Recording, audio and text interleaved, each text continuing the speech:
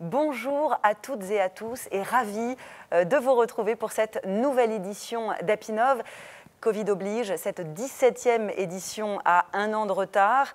Elle se tient en distanciel. Ça ne va pas pour autant nous empêcher de mettre une fois encore l'innovation à l'honneur. Au programme de nos 2 heures d'émission, eh bien d'abord on va positiver, on va observer, regarder cette crise à travers le prisme de l'innovation. Et on va voir qu'elle l'a favorisée. Ce sera le sujet de notre première session.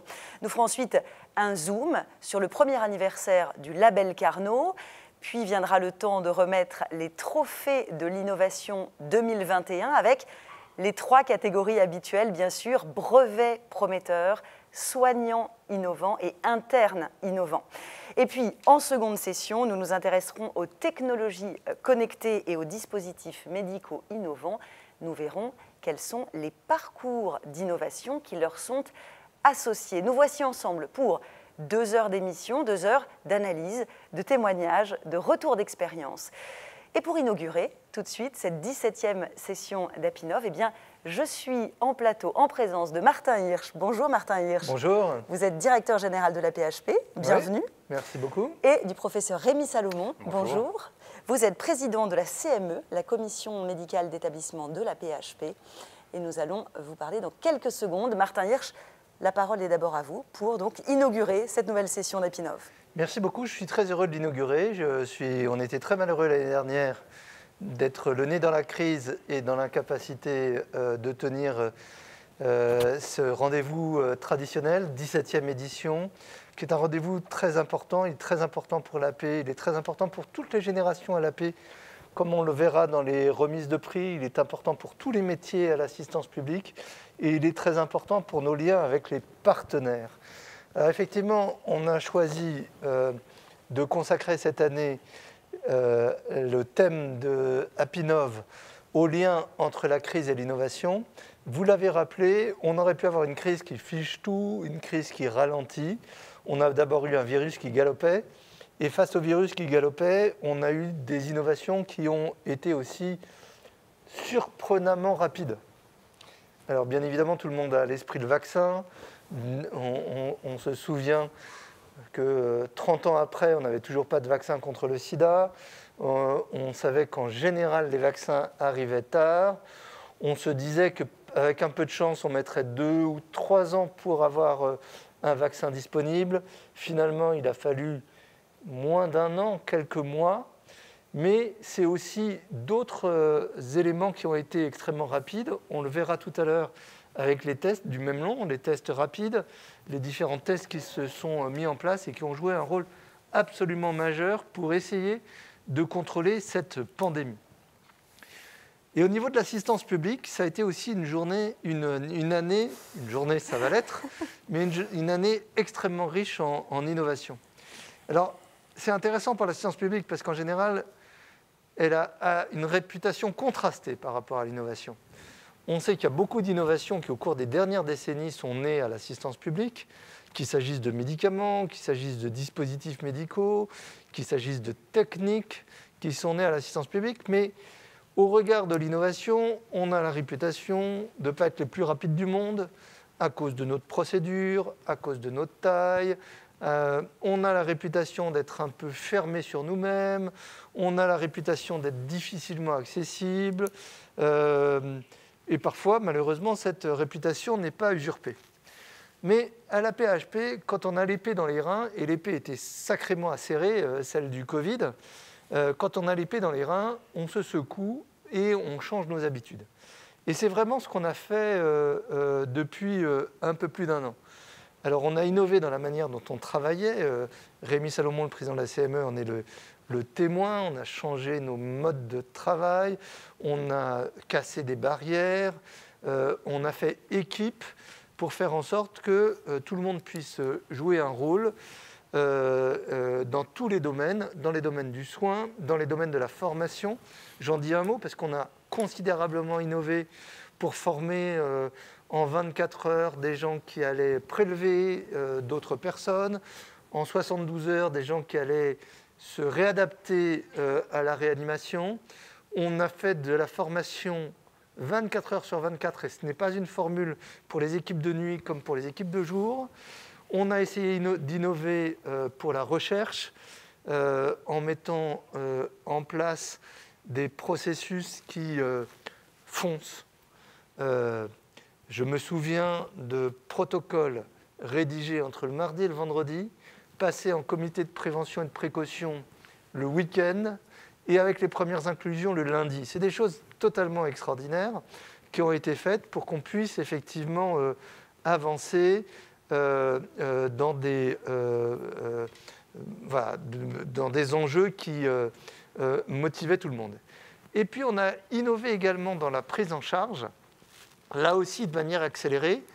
On en dira un mot, mais quand le 1er mars, on décide de pouvoir suivre des patients à domicile avec Covid, en se disant tout simplement qu'on ne veut pas que l'hôpital soit distrait de sa mission essentielle, qui est de s'occuper des malades, si je puis dire, hospitalo-requérants. Mais qu'il y a beaucoup d'autres malades qu'on ne peut pas abandonner. Ils n'ont pas besoin d'être hospitalisés, mais ils ne peuvent pas être laissés à eux-mêmes. Donc ils doivent être suivis, et ils doivent être suivis à domicile. Le 1er mars, on a conscience de cela, on décide d'avancer. Le 6 mars, ça commence. La semaine d'après, on a un rythme d'inclusion de patients, 40 000 par jour, pour qu'il y ait des centaines de milliers de patients qui puissent être suivis à domicile avec une aventure qu'on a menée avec une start-up et qui s'appelle Covidom. Et tout cela a suivi. On a rapidement fait en sorte qu'on puisse mettre notre expertise au service des tests pour qu'on puisse, pendant l'été dernier, valider les tests rapides pendant l'été pour qu'ils soient disponibles à l'automne. Voilà, je ne vais pas énumérer toutes ces innovations, mais le sujet d'aujourd'hui, c'est d'abord de revenir pour comprendre comment on a pu être aussi rapide ensemble, acteurs privés, acteurs publics, acteurs cliniciens, acteurs chercheurs, et encore une fois tous les métiers, et de se dire comment est-ce qu'on ne perd pas cette lancée, comment on continue avec le même type de rapidité. Et pour ça, on vous présentera un certain nombre de choses. D'abord, l'année 2020 a permis à l'assistance publique d'être le premier hôpital de France à avoir un institut Carnot, qui est un élément majeur pour pouvoir innover, et on vous le présentera tout à l'heure. L'année 2020 a permis aussi de faire naître quelque chose qu'on va mettre en place cette année, qui est un hub innovation, pour qu'on soit davantage accessible et plus rapide dans nos réponses, notamment aux startups. Et on a, comme cela, beaucoup de projets devant nous pour pouvoir faire en sorte qu'on garde cette vitesse. Cette vitesse ne vaut que si elle va aussi avec du sérieux et de l'expertise, qui est notre marque de fabrique. Donc ce n'est pas de la vitesse précipitation pour des coups de foudre qui s'éteignent une fois l'orage passé, mais c'est effectivement pour pouvoir consolider. On l'a vu, l'expertise qu'on a mis en place, on le voit aujourd'hui, par exemple pour le dépistage. On a beaucoup travaillé sur le dépistage nasopharyngé, sur le dépistage salivaire avec un programme qui a permis de le faire, dont l'un des bras est la possibilité d'utiliser la technique des chiens renifleurs qu'on a validé ces derniers jours. Voilà, donc c'est beaucoup de choses faites avec rigueur, avec méthodologie, mais ce qu'on peut montrer à Apinov, c'est qu'on peut avoir rigueur, méthodologie, rapidité, ouverture d'esprit. C'est tout cela qu'on va voir aujourd'hui et on va en discuter dans quelques instants. Merci aux centaines de personnes qui nous suivent et j'espère aux milliers qui reverront ces tables rondes dans les semaines qui viennent. Et vous restez avec nous, Martin Hirsch, puisqu'effectivement, vous allez participer à la première table ronde dans quelques instants. Professeur Rémi Salomon, quel regard portez-vous sur cette période extraordinaire, la crise, donc, moteur d'innovation incontestablement? Oui, extraordinaire est bien le mot. Depuis un peu plus d'1 an, nous avons vécu, avec Martin Hirsch, le directeur général, et avec l'ensemble des personnels de la PHP, une période tout à fait extraordinaire. Et effectivement, comme vient de le dire le directeur général, on a eu un certain nombre de moments où on peut parler réellement d'innovation. On a cherché dans plein de domaines comment on pouvait s'adapter et s'adapter vite devant cette pandémie qui voilà, nous mettait dans une tension extrême où il fallait répondre à une demande extrêmement pressante de prendre en charge un nombre de patients à certains moments considérables dans un temps extrêmement réduit. Et je pense qu'un des mots clés que je pourrais dire au-delà de l'innovation, c'est le décloisonnement. C'est-à-dire qu'on a vu des gens travailler ensemble, des gens qui n'avaient pas forcément l'habitude de le faire. On a vu évidemment des soignants, et sur le terrain, des soignants qui ont pu prendre en charge les patients dans des conditions inhabituelles grâce à la collaboration, au travailler ensemble avec des directions, des administrations, des techniciens, parfois des informaticiens qui sont venus mettre dans des conditions qui étaient tout à fait inhabituelles pour soigner les gens. On a vu donc les biologistes aussi travailler avec nous, les gens du numérique, je l'ai dit, les épidémiologistes. Je me souviens d'un samedi 14 mars, le soir, Martin Hirsch avait réuni des épidémiologistes et des mathématiciens qui font ces fameuses modélisations. Quand je vous le dis aujourd'hui, tout le monde sait de quoi on parle, ces courbes qui permettent de prédire ce qui peut se passer dans les jours qui vont suivre. Moi, c'était la première fois que je voyais ça. Et je pense que Martin Hirsch n'avait pas, probablement, il l'avait peut-être vu la veille, mais on découvrait ce qui allait se passer dans les jours qui allaient suivre. Et c'est de ces modélisations que l'on a pu prendre des mesures dans un temps très court et qui nous ont permis d'éviter la catastrophe, c'est-à-dire de s'adapter très vite. Donc on a travaillé avec des mathématiciens, on a travaillé avec des physiciens pour comprendre aussi comment le virus se transmettait, les modes de contamination. Il y a eu là aussi beaucoup de choses. J'entendais ce matin M. Pittet qui disait à la radio, bon, il y a effectivement, au début on pensait que la contamination se faisait essentiellement par les mains. On sait aujourd'hui qu'elle se fait aussi par l'aérosol. Mais ça a été le fruit de nombreux travaux, de nombreuses publications depuis un an et qui nous font comprendre comment les choses arrivent. Et donc on a besoin de ces échanges. On a également eu des échanges avec des sociologues, des économistes, des psychologues pour comprendre, par exemple, comment on pouvait convaincre les gens d'aller se faire vacciner, ce qui est un enjeu majeur aussi. Donc tout ça, c'est le fruit d'échanges avec des gens qui n'ont pas l'habitude forcément de se parler entre eux, mais qui, se mettant ensemble pour réfléchir sur ces questions nouvelles et essentielles auxquelles on doit apporter des réponses dans un temps court, nous ont permis de progresser et de trouver des solutions. Pas toujours. Évidemment, le vaccin, Martin Hirsch l'a rappelé, c'est quand même ces vaccins qui sont arrivés en moins d'un an.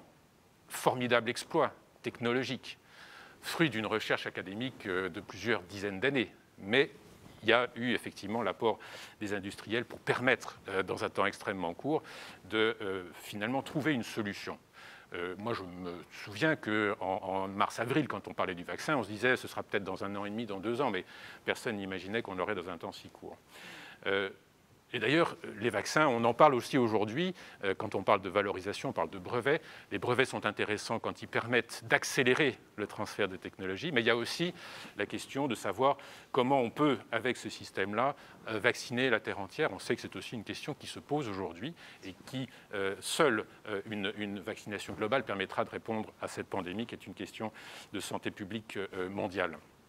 Les tests sont aussi des outils extrêmement importants pour pouvoir limiter la propagation du virus. Et donc, comme l'a rappelé Martin Hirsch, la PHP a participé aussi à un certain nombre de tests d'expérience, d'expérimentation qui ont permis de valider les tests et qui nous permettent aujourd'hui d'être en capacité de tester rapidement et de manière itérative, par exemple avec les autotests, les collectivités et donc de freiner à nouveau la propagation du virus.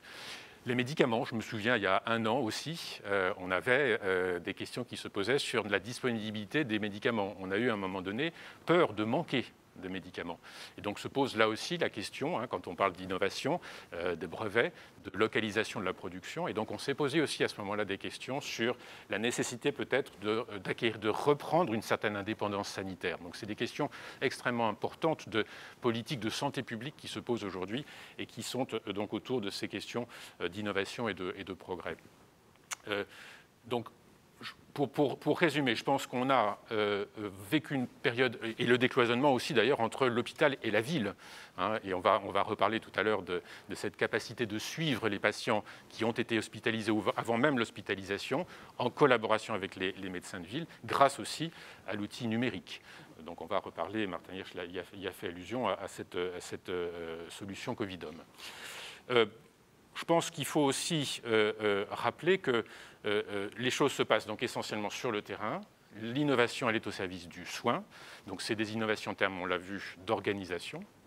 Aussi des solutions techniques toutes simples. Je me souviens de ces imprimantes 3D installées dans le cloître de l'hôpital Cochin, Port-Royal, dans ce bâtiment très ancien du XVIIe siècle, où on a ces imprimantes que je n'avais jamais vues, 3D, qui ont permis de faire en quelques jours, par exemple, des systèmes pour ouvrir les portes sans toucher les poignets, ou des systèmes de protection du visage, donc d'adapter des visières sur les visages que les soignants ont pu, en quelques jours, avoir dans tous les services.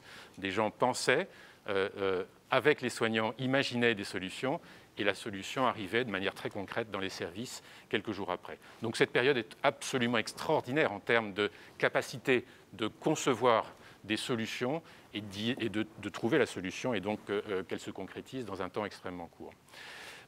Pour peut-être terminer, je voudrais juste, si vous le permettez, rappeler un éditorial que Benoît Vallet, directeur général de la santé en 2017, écrivait « La santé dans toutes les politiques ». Il disait la nécessité d'un nouveau contrat dans tous les secteurs, ces collaborations s'inscrivent plus généralement dans la volonté d'une approche de plus en plus décloisonnée et globale de la santé. Donc c'est terminé. Il reste donc en théorie un potentiel extraordinaire d'amélioration et de protection de la santé à travers davantage de santé dans les politiques publiques et dans les décisions des acteurs du secteur économique. Ces gisements de progrès sont parfois facilement accessibles. D'autres demanderont un savoir-faire qui reste à inventer. Donc je pense que l'innovation, c'est aussi la capacité des acteurs du secteur économique et de la santé publique, des décideurs, de pouvoir faire travailler ensemble et réfléchir ensemble des gens qui n'ont pas l'habitude de le faire. Donc comme je l'ai rappelé, des économistes, des soignants, des épidémiologistes, des mathématiciens, des physiciens, pour trouver des solutions qui permettent d'améliorer le soin et de faire face à une situation aussi extraordinaire que celle qu'on a pu vivre depuis un an et qui malheureusement n'est pas tout à fait finie. Donc ces innovations sont encore devant nous pour finalement mieux soigner. Merci professeur Rémi Salomon. On vous retrouve au cours de cette émission dans quelques minutes. On retient de ces deux discours d'inauguration des mots-clés importants, décloisonnement, pluridisciplinarité, intérêt et enjeux communs, l'accélération aussi, l'invention, innover pour trouver des solutions communes. On va maintenant en parler au cours de notre table ronde. Et donc j'accueille en plateau Amandine Jacques. Je vous demanderai, Amandine, de bien vouloir nous rejoindre. Professeure Catherine Pogam-Burtz et Milovan Stankov-Puges, que je vais vous présenter dans un instant. Martin Hirsch, je vous remercie de rester donc à nos côtés pour participer à cette discussion. Bienvenue à tous les trois. Alors, merci. Amandine Jacques, bonjour. Vous êtes présidente de la coalition Next et vous êtes directrice de l'excellence client chez Takeda. Avec plaisir. Professeure Catherine Pogam-Burtz, bonjour. Vous êtes PUPH Anesthésie Réanimation et directrice générale adjointe de la PHP. Bienvenue. Et Milovan Stankov-Puges, vous êtes directeur général de NG Biotech. Tout à fait, bonjour. Bonjour, merci de nous rejoindre. Je vais commencer avec vous, Catherine Pogam-Burtz. On a entendu, bien sûr, les retours d'expérience de Martin Hirsch, du professeur Rémi Salomon. Quel regard vous portez quand vous vous reprojetez il y a un an en arrière comment est née cette innovation? Qu'est-ce que vous avez observé? Alors, il y a un an, j'étais chef de service d'anesthésie réanimation et j'étais aussi vice-présidente de la collégiale anesthésie réanimation. Et il y a un an, on passait des heures au carré à chercher comment on allait ouvrir plus de lits, chercher comment on allait avoir le matériel qui allait avec les lits et chercher comment on allait trouver les infirmiers, les aides-soignants et les personnels dont on allait avoir besoin pour ouvrir ces lits. Et donc, ça a été c'était vraiment jour et nuit, littéralement. Et puis, ce travail jour et nuit et de vérifier dans le même temps les chiffres et la vague, et comment la vague montait, et qu'est-ce qu'on avait comme avance, et qu'est-ce qu'il fallait remettre sur le métier le lendemain pour regagner du temps et ne pas se faire déborder. Donc ça, c'était vraiment une expérience médicale. Et dans le même temps, assez finalement classique, il y a un afflux. Et donc, on essaye d'avoir plus de lits. C'est une première chose. La deuxième chose, c'était comment est-ce qu'on fait en sorte que les séjours aillent plus vite. Comment on se réorganise, comment on change le parcours patient. Vous avez évoqué tout à l'heure les mesures qui permettaient d'éviter l'hospitalisation. Alors c'est sûr, quand on est côté réanimation, on n'évite pas l'hospitalisation, mais pour autant, toutes les sévérités ne sont pas les mêmes. Donc on s'organise, on fait un parcours patient qui s'adapte à la sévérité du patient. On y met le bon nombre de médecins, le bon nombre d'infirmiers, un certain type de technologie. De façon à ce que, en fonction de la gravité, on adapte le parcours. Ça, c'était une des innovations. Alors, c'est une innovation qui en est une à la mesure où on a dû la déployer. C'est une innovation qui n'en est pas une sur le plan organisationnel, puisque c'est des choses assez classiques de marche en avant qu'on a dans d'autres situations sanitaires exceptionnelles, avec afflux. Mais en général, on n'avait jamais vécu cet afflux qui a duré si longtemps. Donc, c'est cette déclinaison qu'on a mis en place. Et puis, on a aussi travaillé beaucoup pour finaliser le parcours patient. On rentre en réanimation, mais aussi on sort en réanimation dès que les choses s'améliorent. Est-ce qu'on peut avoir des solutions intermédiaires pour continuer à accompagner? Et puis, est-ce qu'on peut avoir d'autres solutions en dehors de l'hôpital ou dans des unités hospitalières, mais qui servent à faire de la rééducation post-réanimation? On a vu que ces services qu'on appelle de SRPR sont cruciaux dans ces situations-là. Ils font partie du parcours patient. C'est eux qui permettent d'accélérer le séjour et de libérer d'autres lits plus aigus. Donc, c'est probablement il y a un an. En termes d'innovation, c'est ces aspects, et à la fois de chercher des lits, et à la fois de faire avancer, de faire en sorte que le parcours patient soit le plus efficace possible. Martin Hirsch, comment on a vu, et on se souvient évidemment de toute cette urgence, on a l'image aussi d'un hôpital où il fallait faire avec de la débrouille dans un premier temps, et effectivement parce que les solutions n'étaient pas là, les équipements manquaient, etc. Quelles sont aussi du coup les innovations organisationnelles, managériales qui sont mises en place dans ce genre de situation pour favoriser l'innovation justement et la réalisation, trouver ces solutions? Alors il y en a plusieurs. D'abord, vous venez d'entendre une innovation vivante qui est le professeur Pogam, puisque les dernières années, pour les 16 dernières éditions d'Apinov, vous n'aviez pas de directeur général adjoint ou de directrice générale adjoint qui soit quelques mois avant chef d'un service ou d'un département. Ce n'est pas une boutade, c'est effectivement très important. Quand je disais tout à l'heure qu'on souhaitait que ce qu'on a mis en place pendant la crise, c'est-à-dire un mode de travail en équipe où on ne se demande plus qui est directeur, qui est médecin, mais comment les différentes compétences travaillent ensemble, on l'a fait et on l'a pérennisé après. La deuxième chose qui est majeure et qui doit aussi durer, c'est qu'on a essayé d'abolir les distances et de pouvoir faire en sorte qu'il y ait pas plus de 2 niveaux, j'allais dire, entre l'état-major suprême et le malade, avec des cellules de crise larges, où on savait ce qui se passait, où on n'avait pas rencontré la personne qui avait rencontré la personne qui avait écrit une note pour expliquer à un autre comment ça se passait dans les services. On le voyait en direct. Et de la même manière avec les 100 000 personnes qui travaillaient à la paix. On s'écrivait tous les jours. En s'écrivant tous les jours, on savait quels étaient les besoins. Et quand je le dis, ce n'est pas une formule de style. C'est-à-dire qu'on avait chaque jour des retours de centaines de personnes sur leurs besoins matériels, leurs besoins en équipement, leurs besoins en procédure, leurs besoins, etc. Et de telle sorte qu'on avait une boucle, mais d'une rapidité, d'une puissance absolument extraordinaire. Et moi, je n'ai pas envie qu'on reproduise et qu'on remette ces différents échelons et ces différentes distances. Alors, c'est plus compliqué en temps calme, mais on y arrivera. Et puis, la troisième chose, et ça peut être un message aux puissances qui nous gouvernent, il ne faut pas oublier que pendant ce temps-là, on ne se laissait pas emmerder par les décrets, les procédures, etc. Excusez-moi de dire ce terme-là, mais c'est le premier qui me vient à l'esprit. Effectivement, on avait des procédures d'exception. Alors l'exception, c'est comme la loi quand on réduit les libertés, on ne peut pas vivre tout le temps avec l'exception.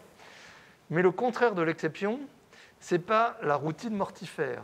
Ça doit être quelque chose qui est plus rapide. Et on a permis effectivement d'aller plus vite entre le moment où on exprime un besoin, le moment où on y trouve la réponse, le moment où on commande. Et je suis sûr qu'on peut continuer dans cette lancée.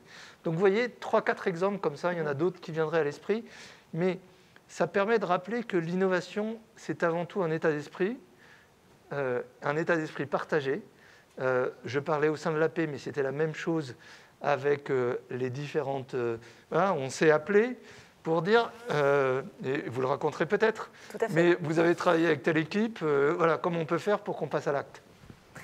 Vous venez de mentionner, Martin Hirsch, un élan, une dynamique, et justement, Amandine, vous vous êtes emparé de cet élan, de cet état d'esprit, finalement, avec la coalition Next.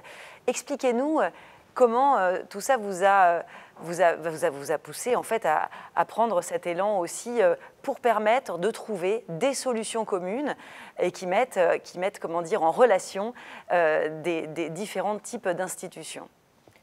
Alors oui, c'est pas moi, hein, c'est un collectif.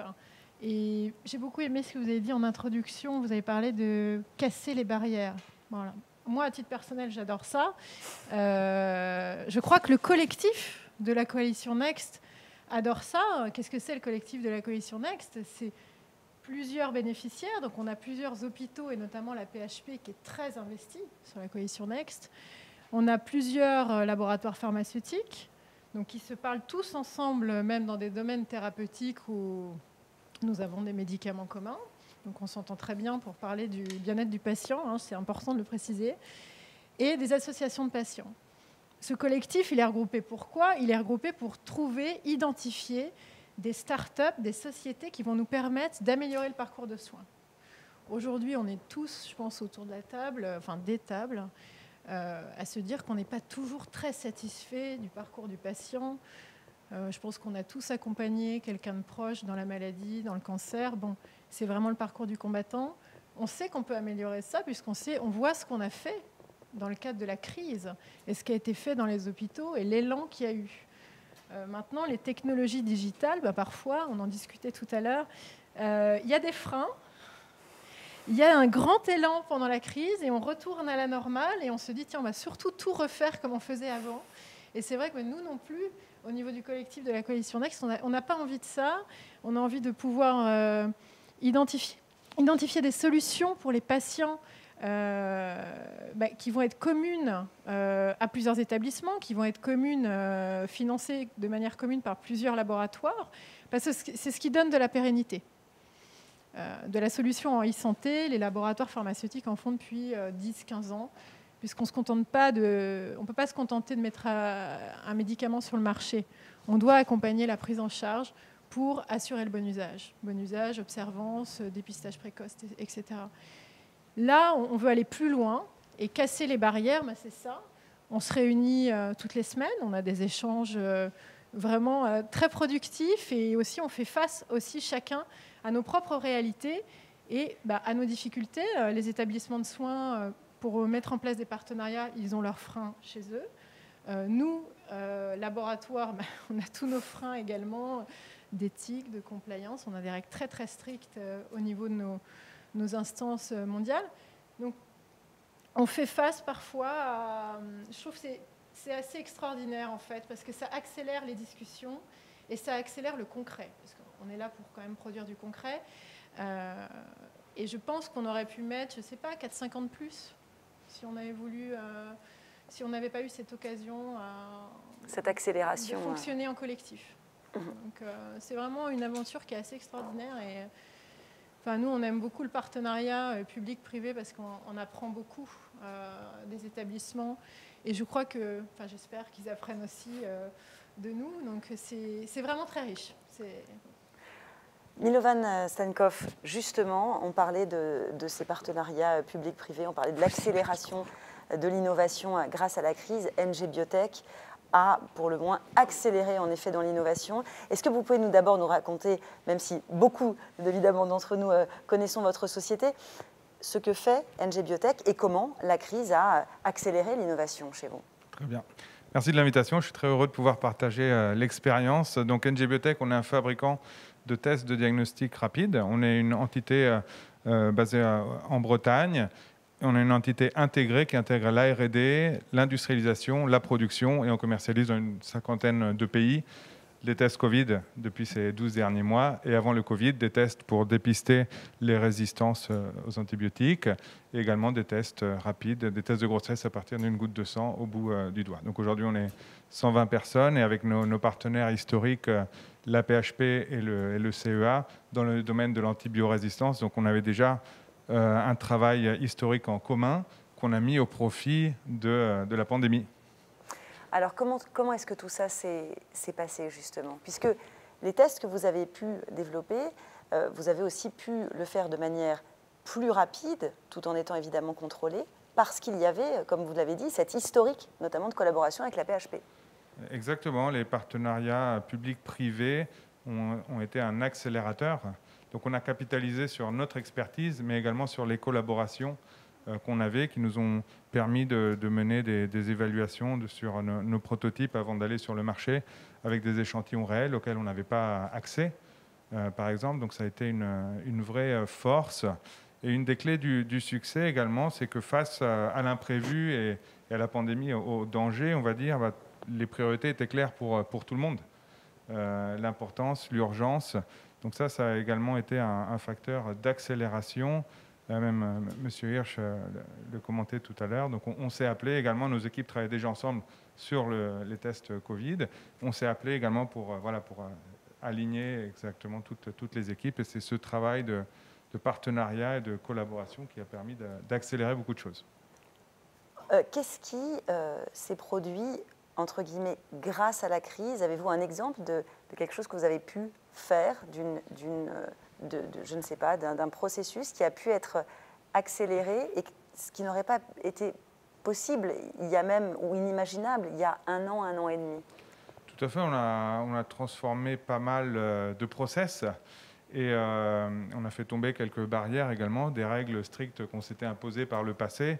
Et aujourd'hui, on a fait plus confiance à notre expertise et à l'expertise des professionnels, des virologues également, qui pouvaient évaluer nos différents prototypes. Et donc, on a mis en place on a envoyé des taxis avec nos prototypes à la PHP pour les évaluer, pour être sûr que notre produit fonctionnait. Et ensuite, on a démarré, on a appuyé sur le bouton. Et en 8 semaines, on s'est dit... il va nous falloir plus de capacité de production parce qu'on était 30 personnes à l'époque. Donc en 8 semaines, on a mis en place une nouvelle usine. Donc les murs existaient, mais on a tout aménagé.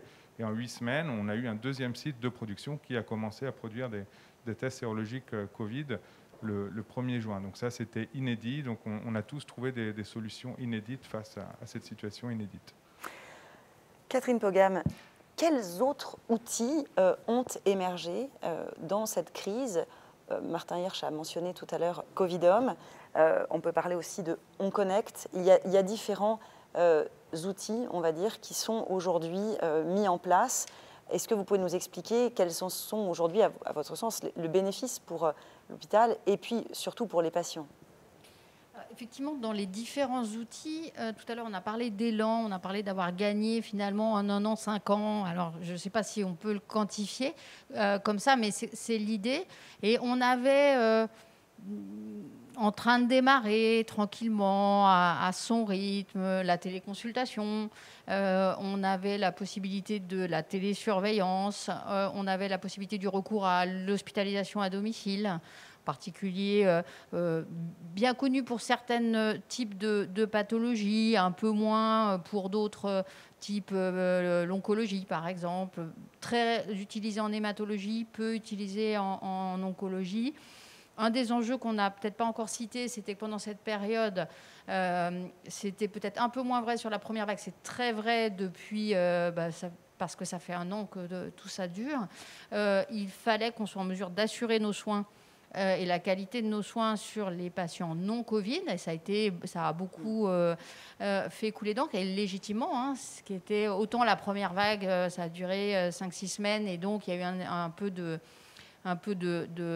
gelage des autres activités. Autant depuis, ce n'est plus possible. Il y a du rattrapage et il y a des choses à faire. Et ceci a donné vraiment un vrai coup de d'accélérateur, finalement à se réfléchir pourquoi les séances de chimiothérapie, je ne les ferai pas en HAD, en hospitalisation à domicile. Et on a vu drastiquement augmenter le nombre de séances en oncologie. En hémato, encore une fois, c'était déjà fait, mais en oncologie, on s'y est mis. De la même façon, pourquoi est-ce que les gens ont besoin de venir à chaque consultation à l'hôpital? Quand je n'ai pas un primo-consultant, je vais passer en téléconsultation. Alors évidemment, l'année dernière, au mois d'avril, les gens ne pouvaient pas venir à l'hôpital. Donc ça s'est fait un peu avec une contrainte positive, on va dire. Et donc effectivement, on a vu ce genre de pratique vraiment littéralement exploser. Notre sujet actuellement, il est plutôt comment on fait en sorte que le soufflet ne retombe pas. Et donc, on a un vrai sujet parce que les raisons pour lesquelles les choses démarraient tranquillement, finalement, les raisons intrinsèques, bonnes ou mauvaises, elles sont toujours là. Et donc, notre enjeu pour les mois à venir, c'est de faire en sorte que le soufflet ne retombe pas et surtout de traiter les raisons pour lesquelles ça n'avait pas démarré plus tôt. Là, il y a eu un coup de boost, il y a eu un élan, on a fait tomber un certain nombre de choses. Il y a des trucs qui reviennent. Je ne sais pas si c'est le naturel, j'espère pas. Et donc, voilà, notre enjeu est de les faire perdurer. On va revenir évidemment là-dessus. Je reste sur le coup de boost pour le moment. Martin Hirsch, à devoir innover dans l'urgence, est-ce qu'on ne risque pas parfois d'innover trop vite? Et comment valider finalement ces innovations qui se font de manière très accélérée pour qu'elles soient correctes? C'est un risque. Je pense qu'on fait tout pour le conjurer. Et je pense que c'est l'avantage d'avoir... quelquefois, on a des inconvénients à être grand. Là, on a un avantage. Parce que s'il y en a 2 ou 3 qui bricolent dans la PHP, il y en a 15 autres qui vont dire qu'ils bricolent. Et donc, il y a une exigence collective qui est très forte. Et je pense que l'académique, ça a du bon. L'académique, ça veut dire qu'on valide, on vérifie, on publie, on soumet aux pairs. On l'a vu, je l'évoquais tout à l'heure, tests salivaires. Les tests salivaires, il y a 1 an, dès le mois de mai de l'année dernière, on arrivait avec sa petite machine, son truc, il suffit. On a mis en place une étude académique. Alors ça a embêté parce qu'il a fallu 5 mois et pas dire demain vous crachez dans un tube. Mais ça nous a permis de mettre au point les méthodes préanalytiques, ça nous a permis de valider, ça nous a permis de sécuriser et ça a permis de faire quelque chose qui soit ensuite déployable. Et on l'utilise aujourd'hui pour les soignants en toute sécurité. Je pourrais vous citer quelques autres exemples comme cela. Et donc, même l'essai sur lequel on s'est fait reprocher notre précipitation, qui était l'utilisation du tocilizumab dans certaines indications de patients pour éviter soit le recours à la réanimation, soit maintenant on s'aperçoit que ça a aussi un effet sur la prévention de l'issue fatale. On est allé vite. Les publications qui ont suivi ont montré qu'on n'était pas allé trop vite. On a parfois surpris par ceux qui n'étaient pas habitués à cette vitesse. Et donc, je pense, et pardon de plaider pour notre système, que la PHP, si elle se met en mouvement rapide, c'est du mouvement rapide sécurisé. Et ça, c'est formidable. D'autres ne le font pas. Ils sont parfois plus imprudents. Et donc, il y a des retours en arrière. Et nous, finalement, on n'a pas eu de retour en arrière. On a eu effectivement cette grande question de la confiance vis-à-vis de l'innovation qui s'est posée de manière inédite, là encore, au moment de cette crise Covid. C'est-à-dire que nous, en tant que public, je dirais, le regard qu'on a posé sur ces innovations a été aussi compliqué. Et il a fallu donner de la confiance. Oui. Ça fait partie aujourd'hui du processus d'innovation, d'une certaine manière. Il faut qu'il soit aussi accepté. C'est absolument majeur. Et c'est cela encore, je pense, la garantie de l'académique. Et ce qu'on voit à travers Apinov, comme on le voit, j'espère, tous les jours, et comme Amandine l'a évoqué, et comme je le disais d'ailleurs à des éditions précédentes, on est en train de trouver la solution pour avoir à la fois des partenariats très proches, mais dans le respect de ce que sont les différentes institutions et de leur indépendance. Je ne suis pas, et l'AP ne s'est pas mise sous la dépendance de l'industrie pharmaceutique ou de l'industrie du réactif. Elle s'est mise en partenariat. On y apporte de l'expertise totalement indépendante, y compris dans la phase de genèse de l'innovation, comme dans la phase de validation de l'innovation. Quand on a validé les différents tests, on les a achetés pour être indépendants des fabricants. Et alors, ça veut dire qu'il y en a qui passent la barre, d'autres qui ne passent pas la barre, mais ça veut dire que c'est difficilement contestable. Et donc, c'est une sécurité pour ceux qui ont passé la barre, parce qu'ils peuvent s'appuyer là-dessus, et ceux qui ne l'ont pas passé, c'est comme le bac ou un examen, on le repasse, et on sait qu'il y a un jury derrière, et que ce jury, il est indépendant. Ça, c'est une chose absolument majeure. On le verra notamment parce qu'on est dans une période où les innovations, où les pseudo-innovations fleurissent. Je pense notamment à l'ensemble des devices. Il n'y a pas une journée dans laquelle on pourrait en avoir 100 qui nous disent qu'ils ont la solution pour ceci, la solution pour cela. La différence entre la fausse innovation et la vraie innovation, c'est des phases qui n'ont pas besoin de durer 5 ans comme elles duraient auparavant. Et l'avantage justement de l'innovation numérique, c'est qu'on peut aller plus vite, mais il faut passer par des phases dans lesquelles on fait de la validation, de l'évaluation sérieuse, des essais, et ensuite, ce que l'on croit du temps perdu est bien souvent du temps gagné, parce qu'effectivement, les choses sont beaucoup plus solides. Amandine Jacques, sur la validation de ces innovations. Oui, alors, en tant que pharmacien et industriel, forcément, la preuve de concept... dans vos gènes. C'est majeur, c'est vraiment majeur et c'est rassurant. Donc on est complètement aligné par rapport à ça, y compris quand on travaille sur de la e-santé, du service, des apps. On peut avoir la sensation qu'une innovation est fantastique. Et une fois qu'on va commencer à travailler avec un établissement, par exemple avec la PHP, ils vont nous dire, je ne sais pas, au bout de 2 mois, ils vont dire, non mais attendez, votre truc c'est sympa, mais ça ne marche pas, ça ne fonctionne pas, le besoin n'est pas là. Où ça ne répond pas à une attente spécifique, où on a de la résistance au changement, donc ce n'est pas pour aujourd'hui. Donc la preuve de concept, y compris... Alors le device, c'est un grand sujet, mais ce n'est pas le sujet d'aujourd'hui, j'imagine. On va en parler un petit peu tout à l'heure. C'est un très grand sujet. Mais la preuve de concept, y compris dans ce qu'on appelle la e-santé, les outils d'observance pour le patient, les outils qui les mettent en relation entre eux, etc. Je pense que ça passe aussi par une preuve de concept et la coalition Next, elle crée justement cet écosystème, puisqu'un établissement va s'emparer d'une solution et dire « Ok, nous, on va la tester avec vous et on verra si ça fonctionne. » Après se pose la grande question qui peut nous prendre la journée, quel est le business model de ces solutions à e-santé ? Je ne pense pas qu'on ait la réponse aujourd'hui, mais c'est vraiment une question à travailler. Milo Vansankov, quels sont... on va parler maintenant d'inscrire ces innovations dans la durée et comment faire. De votre côté, quels sont les prochains projets, les prochaines étapes ? Eh bien, écoutez, malheureusement, la pandémie va durer un peu plus longtemps que prévu, donc on va tous devoir apprendre à vivre avec quelque temps.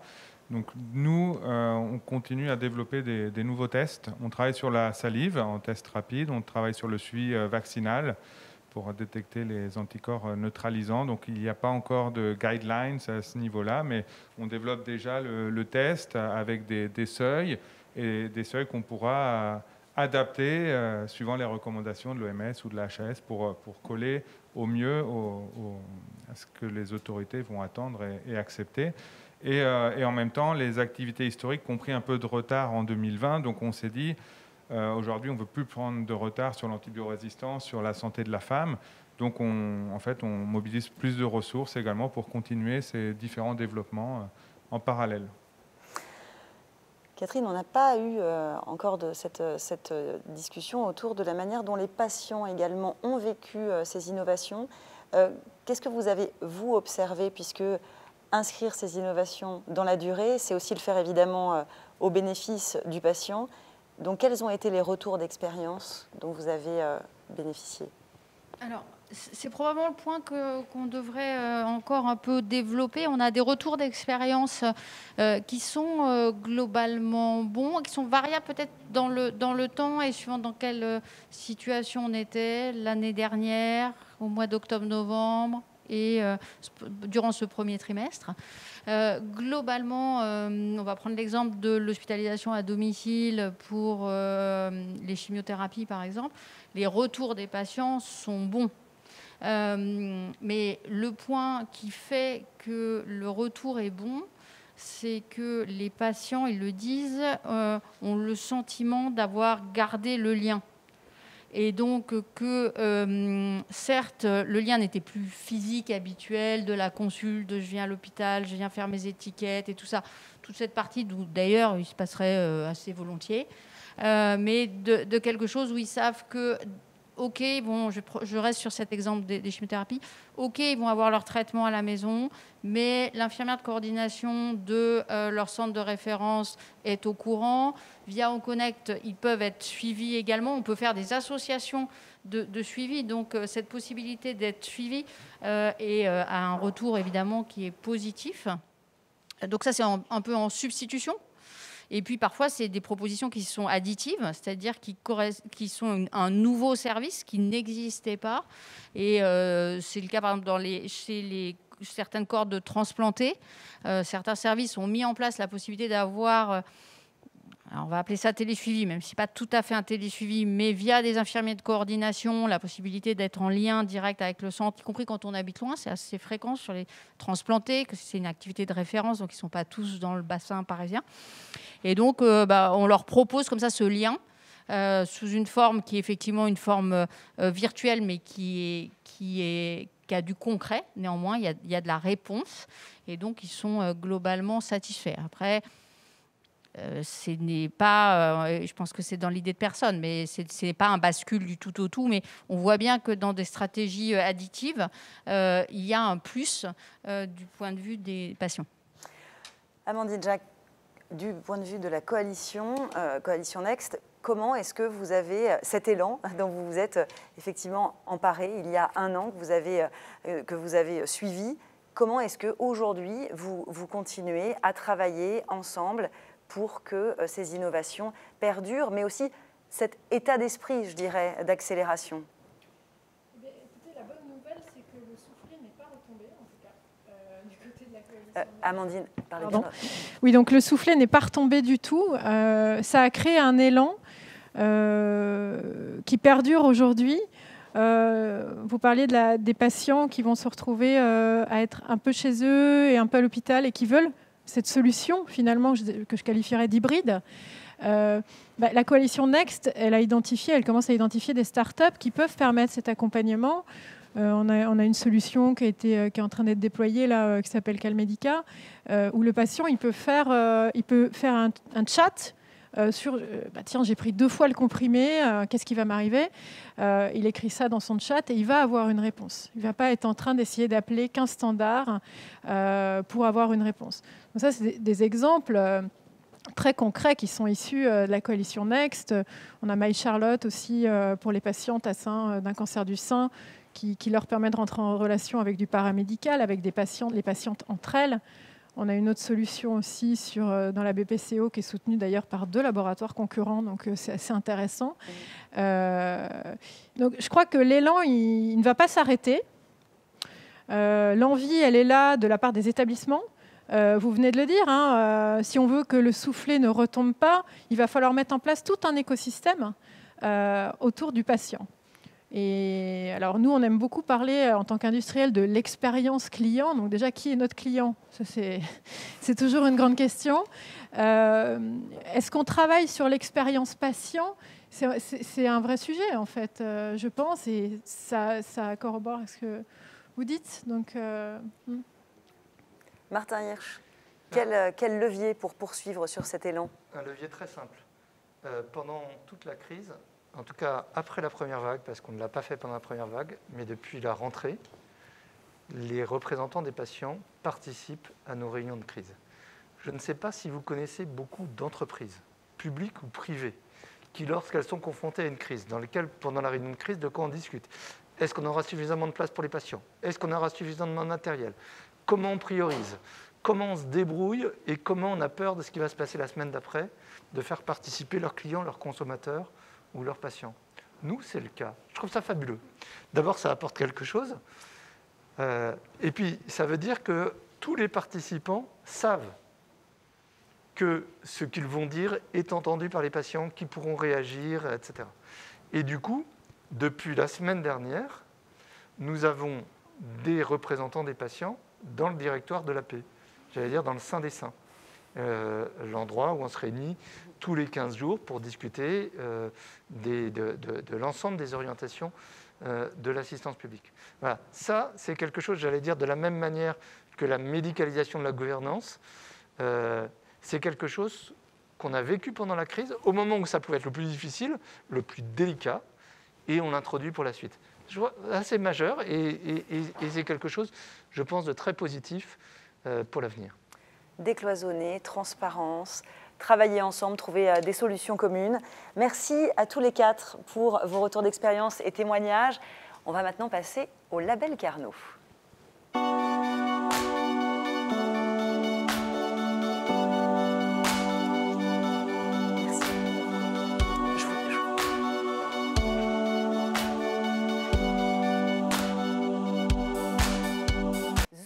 Maintenant donc sur le label Carnot, l'AP est lancé depuis plusieurs années sur l'innovation et l'AP est le premier centre hospitalier dont les plateformes, équipes et services sont depuis un an labellisés Carnot, du nom de ce dispositif qui permet de renforcer les partenariats entre académiques et industriels.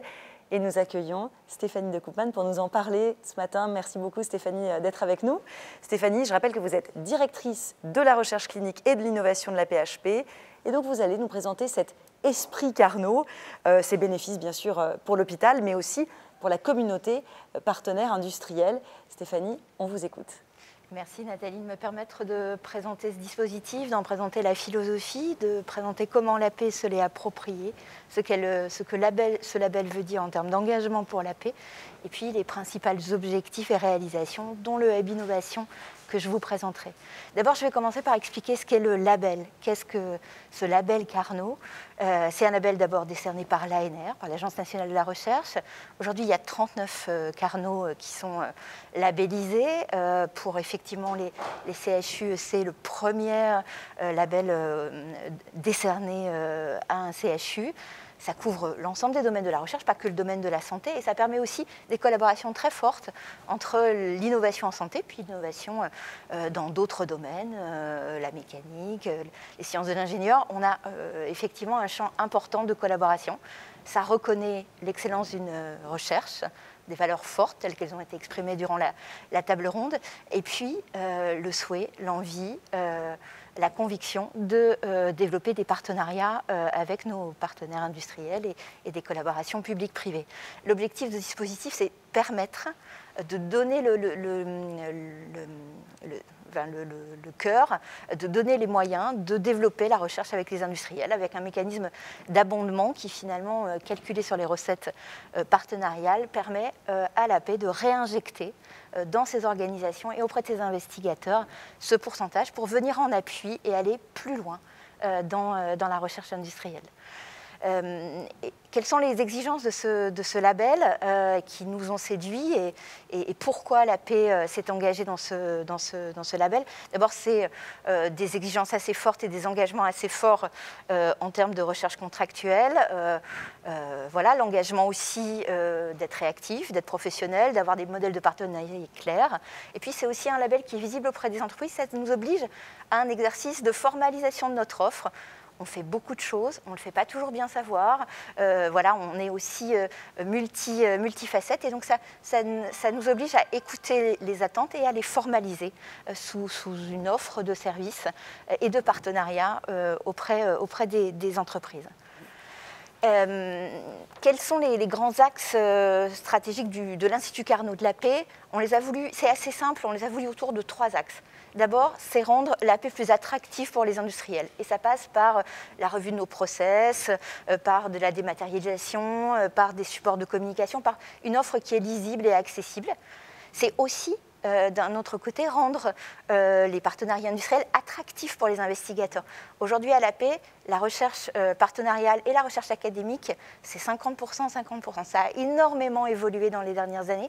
Et donc, c'est vraiment cette dualité et ce mariage qui est intéressant. Et puis, c'est aussi permettre de faire groupe, de créer avec nos partenaires des projets, la coalition Next par exemple, de faire consortium. Et on a vu pendant la crise que c'est vraiment ce fait de se regrouper avec des identités différentes, avec des projets différents, avec des sensibilités différentes, qui fait que l'innovation avance et qu'elle permet à tout le monde de réaliser l'ensemble de ces projets. L'AP, l'Institut Carnot, elle le décline sous 4 objectifs. Le premier, il est traditionnel, hein, c'est de développer tout simplement les partenariats de recherche. Ça va se faire des choses très simples, comme améliorer la lisibilité de l'offre de l'AP, hein, en termes de guichets, en termes de délai, en termes de mesure de la satisfaction, tout simplement. C'est aussi de soutenir, cette recherche par une offre de services. L'AP a 12 plateformes de recherche académique. C'est par exemple la plateforme MEHARI, c'est la plateforme BARM dans le cadre du microbiote. Autant d'endroits où on peut, avec l'exigence de la recherche académique et de la vision de nos équipes scientifiques, se faire rejoindre industriels et scientifiques et personnels de l'AP pour mettre en œuvre et aller plus loin sur une idée, sur un concept de recherche. C'est aussi 21 fédérations hospitalo-universitaires. En Ile-de-France, l'AP, l'INSERM, les universités ont réuni sous 21 FHU l'ensemble des problématiques, en tout cas un très grand nombre de problématiques de recherche sous un angle hospitalo-universitaire, mais aussi lien très fort avec les entreprises. Et d'ailleurs, ces FHU aujourd'hui donnent des RHU qui sont un lieu effectivement de rencontre de recherche partenariale. Et puis c'est, et on l'a bien vu tout à l'heure, co-construire ensemble des solutions. Partir d'un problème, d'un besoin, d'une innovation et voir comment on amène chacun sa culture, ses besoins, ses compétences pour construire et réaliser le projet. Le deuxième objectif, c'est vraiment de représenter un pôle d'attractivité en termes de soutien à l'innovation en santé et de chercher avec l'ensemble des partenaires des solutions en termes de recherche clinique. Vous avez sur la diapo un certain nombre d'illustrations dans les domaines pour lesquels l'AP a formalisé son action. C'est par exemple le cas de l'IA et des données de santé qui est un vrai enjeu sur lesquels nous sommes collectivement tous mobilisés. L'AP a un entrepôt de données, elle a des plateformes de bioinformatique et il y a vraiment des lieux privilégiés de rencontres publiques-privées. C'est aussi le cas en termes de biothérapie et de bioproduction ou de dispositifs médicaux. Troisième objectif, c'est mettre à disposition, dans le cadre de ces partenariats, un savoir-faire qui est unique.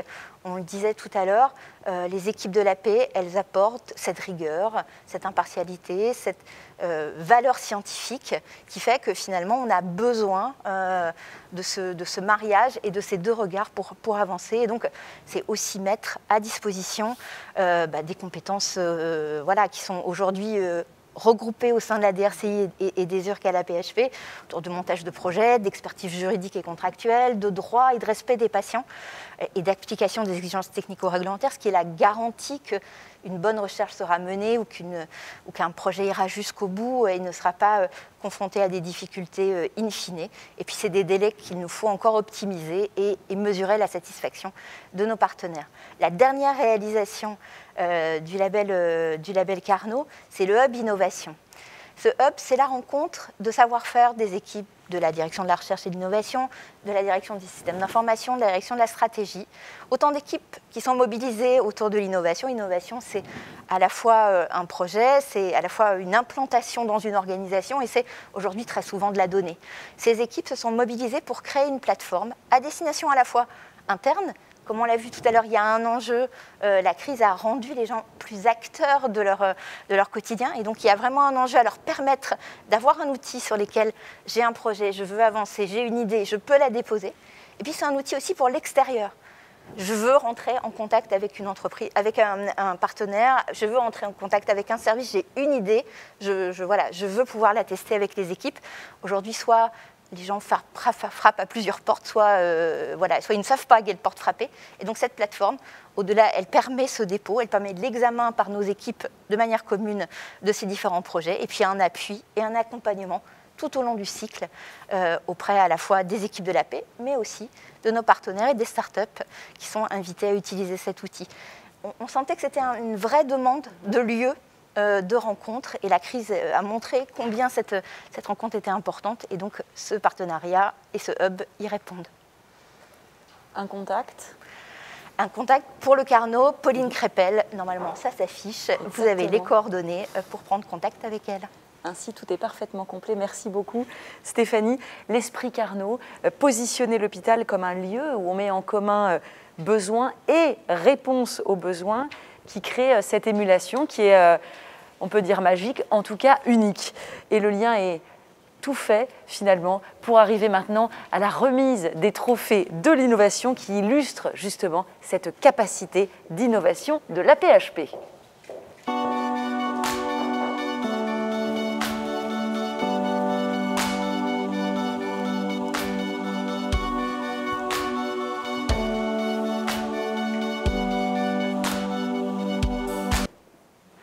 Professeur Rémi Salomon, bienvenue à nouveau. Rebonjour. Et je suis maintenant également en compagnie de Tania Edenian. Bonjour Tania. Bonjour. Alors Tania, vous êtes responsable du Hub Innovation de Roche-France et présidente du jury des trophées Apinov 2021. Bienvenue à vous. Merci. Je voulais rappeler à tous ceux qui nous suivent et qui ne connaissent pas forcément tous les trophées de l'innovation, eh bien que ces trophées Apinov sont un prix qui est créé par l'Assistance publique Hôpitaux de Paris pour valoriser des innovations, des innovateurs, des jeunes professionnels internes, médecins, ou bien des pharmaciens innovants. Et les thèmes de ces trophées eh bien, s'inscrivent dans les actions qui sont menées par l'OTTPI, le pôle transfert et innovation de l'AP-HP, des actions qui consistent à détecter, à protéger, à valoriser, à transférer vers une exploitation commerciale les innovations qui sont issues des personnels de l'AP-HP. Vous allez en découvrir quelques-unes dans quelques instants. Tania, je vous propose de faire d'abord une petite introduction, de nous dire finalement ce qui caractérise peut-être cette promotion 2021. Effectivement, moi j'ai eu la chance et l'honneur de présider ce jury-là. Et ce qui m'a frappé, c'est tout d'abord la variété et la richesse des sujets qui avaient été soumis. On voit bien que les projets transpirent l'approche collaborative, pluridisciplinaire. C'est ce qui transparaissait fortement dans les dossiers qu'on a passés en revue. La deuxième chose, c'est, je trouvais très intéressant ce format hybride, où on allie aussi bien les brevets, la science et les usages, avec les projets portés par les soignants, par les internes. Et c'est ce duopole qui est très intéressant pour favoriser le passage de la science à l'usage. Et c'est là où, en général, le bas blesse. Et cette alliance-là était très intéressante. Le troisième point qui m'est très cher, c'est l'esprit entrepreneurial que j'ai notamment ressenti auprès des soignants et des internes. Et j'aimerais beaucoup saluer ça, qu'il faut continuer à encourager. Et je sais que la cellule innovation de l'AP-HP, au-delà des lauréats qui seront annoncés aujourd'hui, veillera à un accompagnement. Tania, je vous propose du coup qu'on découvre toutes ces innovations et que, bien sûr, on annonce qui sont les lauréats. Alors, on va commencer par la catégorie soignants innovants. Et Tania, je vais d'abord vous laisser nous donner les noms des nommés, s'il vous plaît. Alors, les nommés sont Claudine de Gubernatis, cadre santé, cadre mission transversale à l'hôpital bretonneux. Gary Laudren, infirmier anesthésiste à l'hôpital Necker-Enfants Malades. Jean Lefebvre-Utile, infirmier-chercheur à l'hôpital Pitié-Salpêtrière. Et avant que vous nous disiez qui remporte ce trophée soignant innovant, je vous propose de regarder les vidéos de présentation des projets.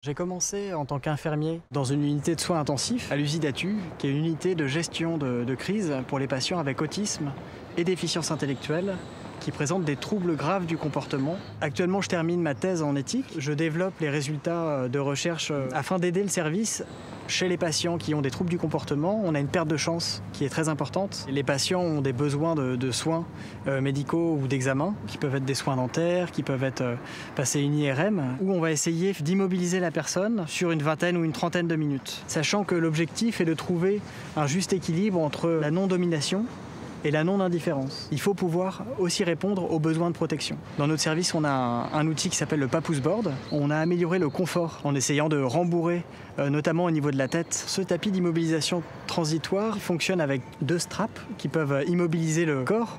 L'objectif était d'éviter d'attacher pieds et poings liés, comme ça se fait avec les sangles de contention mécanique, et de proposer une immobilisation plutôt au niveau des coudes et au niveau des genoux et au niveau des épaules.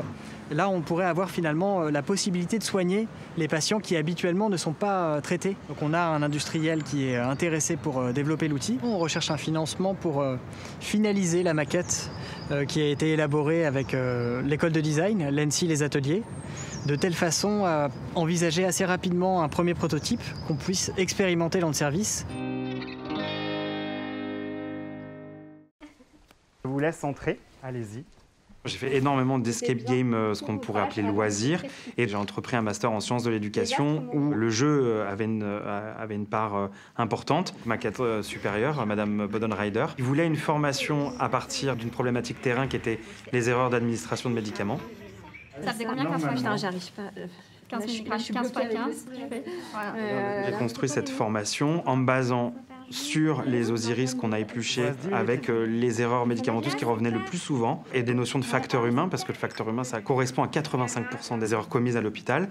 Et on a mixé les deux pour en faire une formation qui est ludique, qui soude les équipes et surtout qui répond à la problématique des problèmes d'administration thérapeutique. Les énigmes qu'elle découvre, même si c'était déstructuré avec des insectes, des pierres précieuses, c'est autour de grands axes.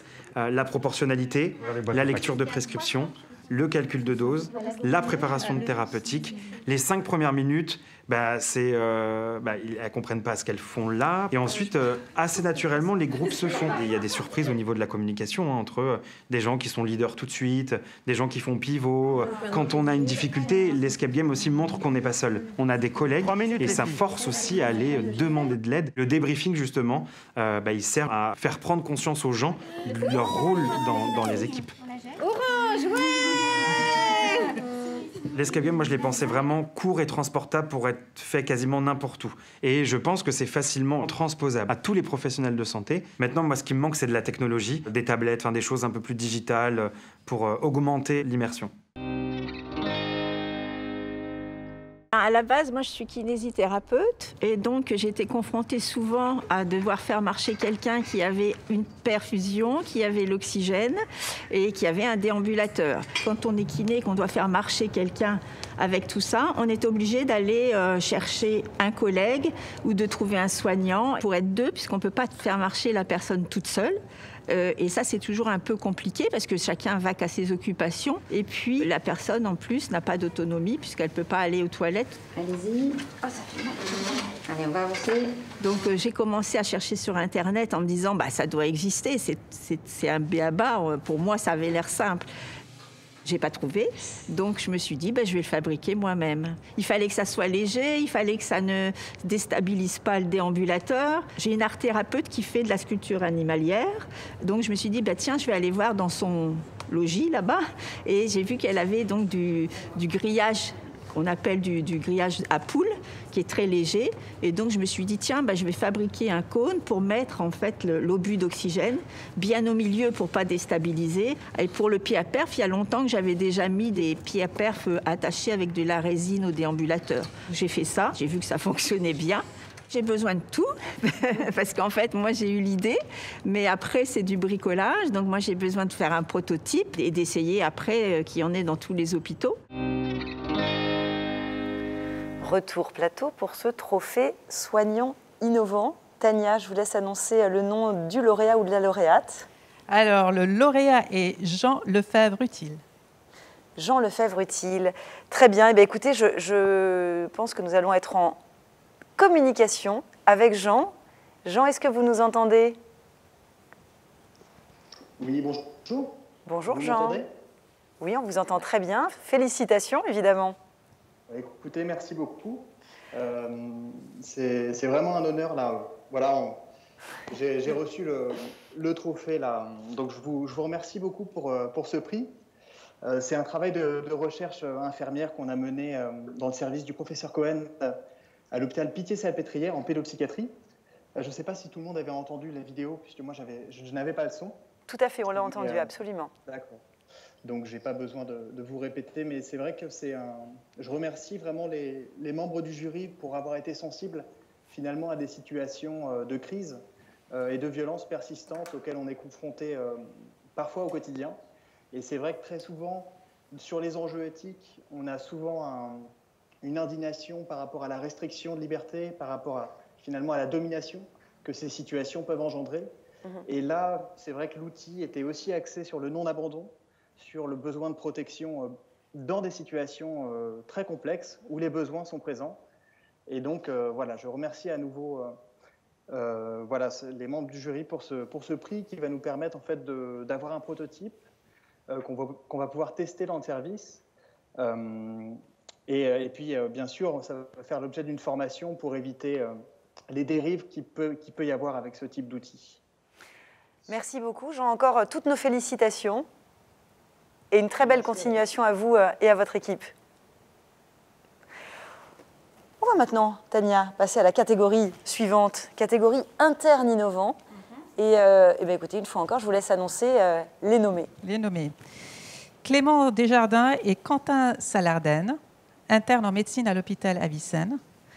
Charazet Nedjar, interne en pharmacie à l'hôpital Necker Enfants Malades. Sami Taï Boulafa, interne en médecine à l'hôpital Sainte-Vérine. Et tout de suite, on découvre en vidéo leurs innovations.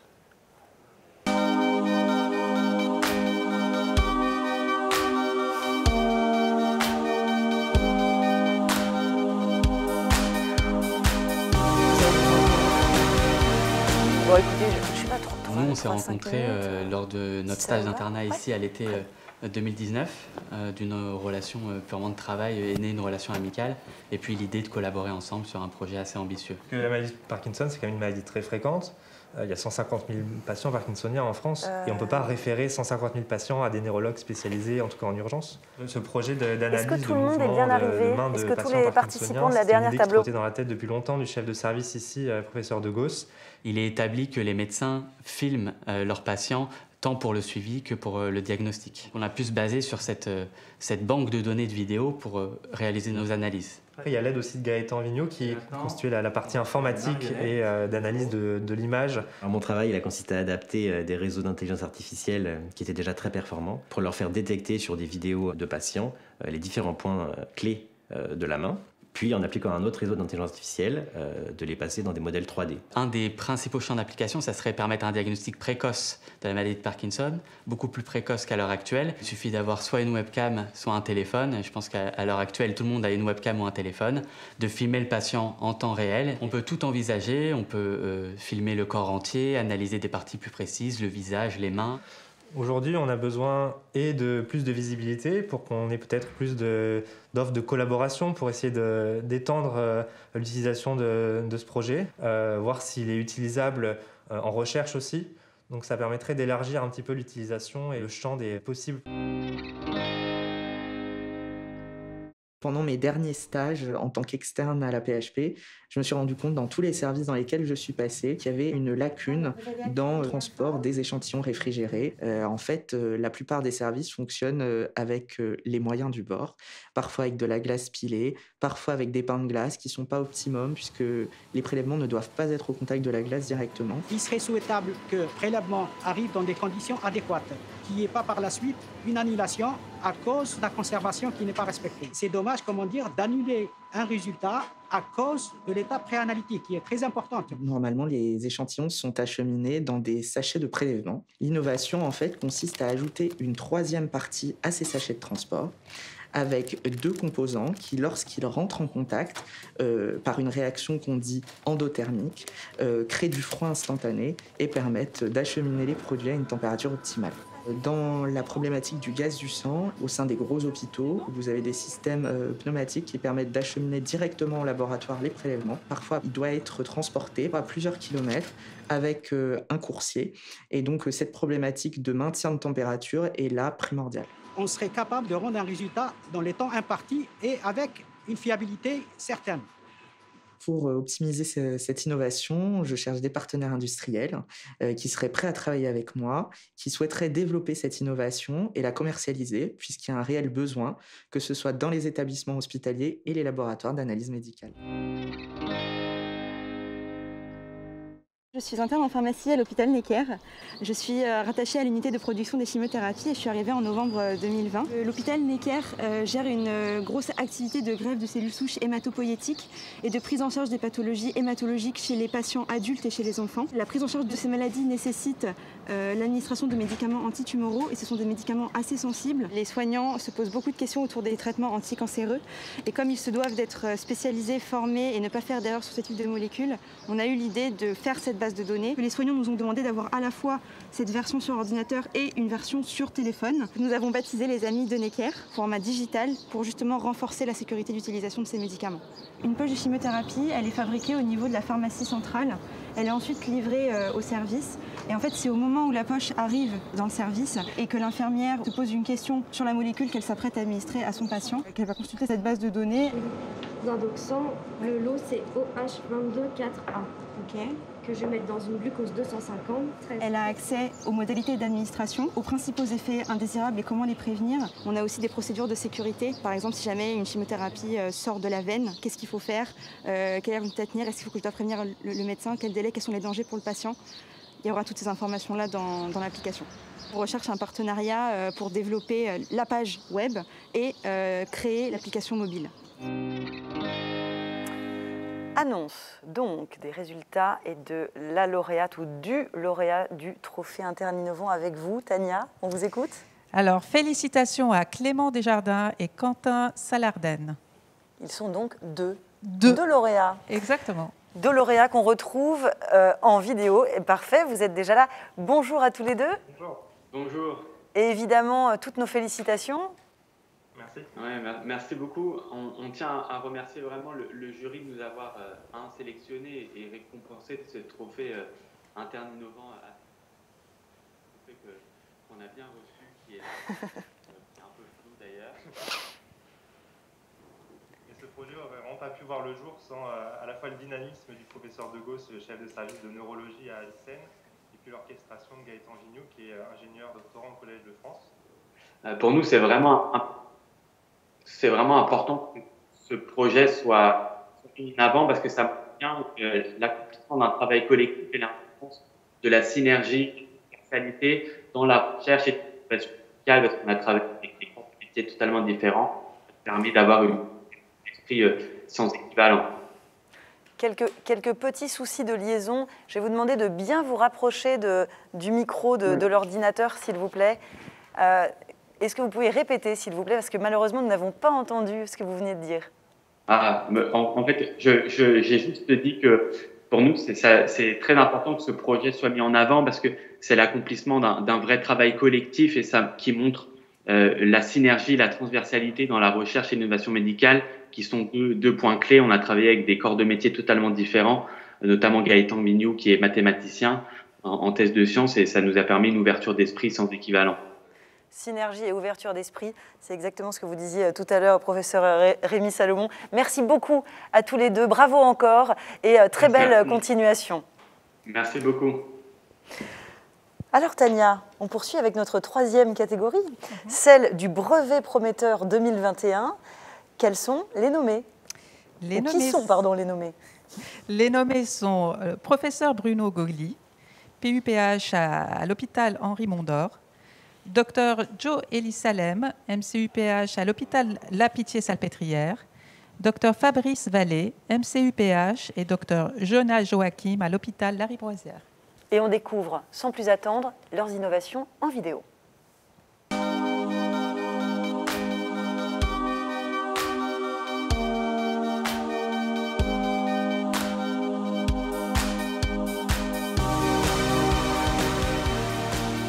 Notre équipe d'innovation en santé numérique sur l'anesthésie existe donc depuis 2011-2012. Notre innovation sert à relier le signal de pression artérielle discontinue au signal continu de photoplétismographie pour avoir une pression en continu. Il a l'équipement standard qu'on a pour toutes les interventions chirurgicales. Donc un brassard à tension dont on se sert habituellement pour prendre la tension toutes les quelques minutes. Également un ECG qui permet de détecter la fréquence cardiaque et des anomalies du rythme. On a également ici ce qu'on appelle une pince à saturation avec une technologie qui s'appelle la photoplétismographie qui permet de voir l'onde de pouls en temps réel de manière non invasive à travers l'absorption de la lumière par les tissus. Le but de notre appareil est de donner la pression artérielle en continu entre les prises de brassard à tension. 5 minutes, c'est à temps lent pour de l'hypotension, qu'on ne peut pas se permettre, surtout chez les gens fragiles. Il n'y a pas de consommables, il n'y a pas de déchets.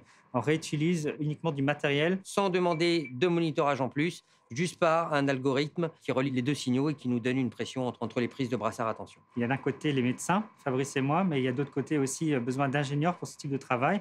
Nous avons une collaboration avec l'INRIA, des chercheurs du plateau de Saclay. Et les ingénieurs viennent à l'hôpital et nous allons dans les labos de recherche. Dans cet appareil, il y a un côté universel. On peut l'imaginer dans tous les blocs opératoires du monde, également dans des conditions difficiles, comme dans des zones en voie de développement.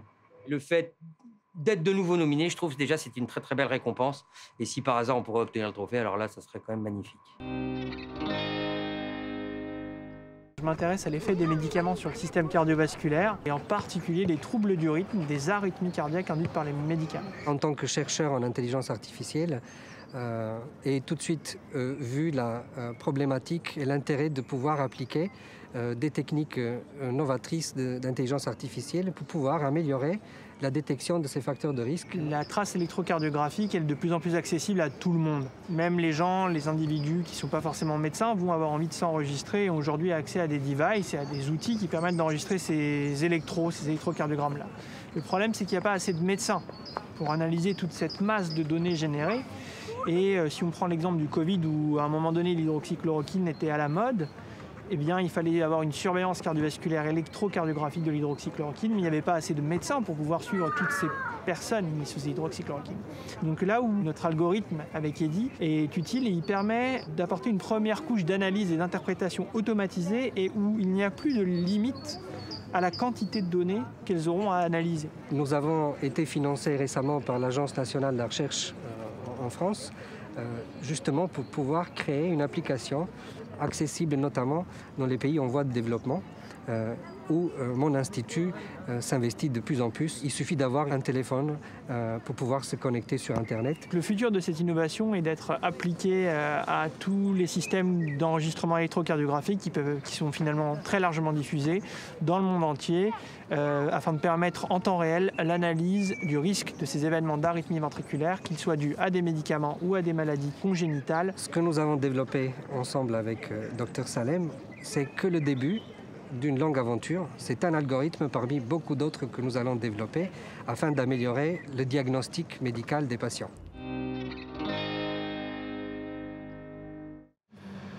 Oui, des légumes et des fruits. Bah oui. Pas celles qui poussent sur branche. Il faut ça. Et puis j'avais oublié Afida. C'est pas une mince affaire. Ah oui, oui.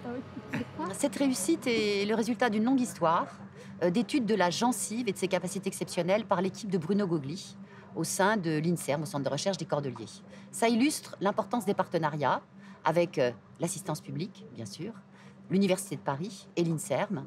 Et c'est donc la démonstration du rôle de la faculté de santé dans les interfaces entre une équipe de pharmacie, une équipe d'odontologie et une perspective médicale. Je travaille sur la gencive humaine depuis un peu plus de 30 ans. Et la particularité de la gencive humaine, c'est justement qu'elle ne présente pas de cicatrices. Elle ne cicatrise pas, elle se régénère. J'ai particulièrement étudié la cellule centrale de la gencive, qui est le fibroblaste gingival, et aussi des cellules nerveuses, dont les oligodendrocytes, qui sont des cellules majeures dans la réparation en fait, des traumatismes crâniens. C'est probablement la cause de mortalité la plus importante chez le jeune. On a des lésions de la substance blanche au niveau du cerveau. Cette substance blanche, ce sont les fibres nerveuses qui relient les neurones les uns avec les autres. Elle est formée de myéline et cette myéline est constituée d'oligodendrocytes.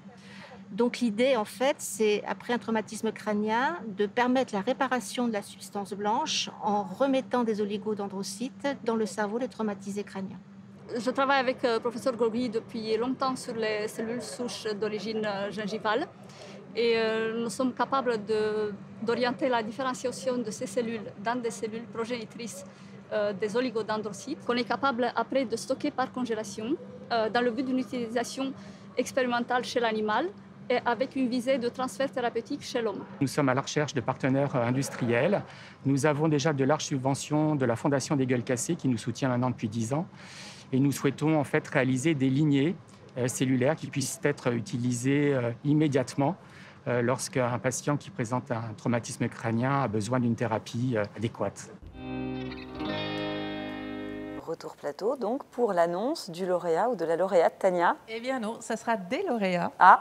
Un duo à nouveau. D'accord. Fabrice Vallée et Dr Jonas Joachim à l'hôpital Lariboisière. Que l'on retrouve, qui se sont fait entendre, qu'on retrouve. Bonjour à tous les deux. Bonjour. Félicitations, votre vœu donc a été exaucé. Merci beaucoup, vraiment merci. C'est vraiment un immense honneur pour nous aujourd'hui de remporter ce prix, le prix du brevet prometteur. Donc c'est le fruit d'un travail assez long, parce que ça fait plusieurs années qu'on travaille sur ce projet et qui n'est d'ailleurs pas terminé, parce que grâce à ce prix, nous allons pouvoir avancer davantage et rendre ce projet plus concret. Alors bien sûr, c'est grâce à tout l'entourage qui est là pour nous aider, que nous avons pu mener à bien ce projet.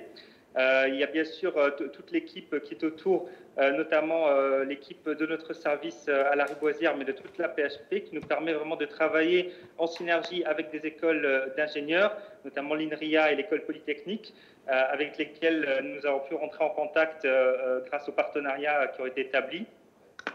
Et d'ailleurs, un partenariat que nous avons concrétisé avec la création du FHU.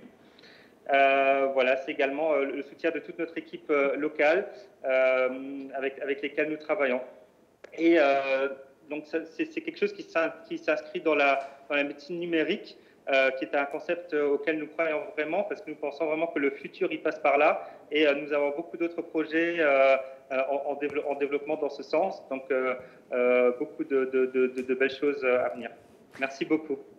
Merci à vous, justement, pour toutes ces belles choses déjà là et à venir. On vous souhaite une très belle continuation. Merci et bravo encore vraiment à tous les lauréats de ces trophées de l'innovation qui nous font toujours, qui nous font rêver et qui, effectivement, incarnent tous ces projets, toute cette capacité d'innovation de la PHP qui est formidable. Merci beaucoup, Tania, aussi, de nous avoir accompagnés à l'occasion de cette remise des trophées. Professeur Salomon, que vous inspire ce palmarès 2021 ? C'est épatant. Moi, je suis impressionné de voir toute cette imagination à l'œuvre chez les gens qui sont les soignants sur le terrain, hein, qui ont des idées.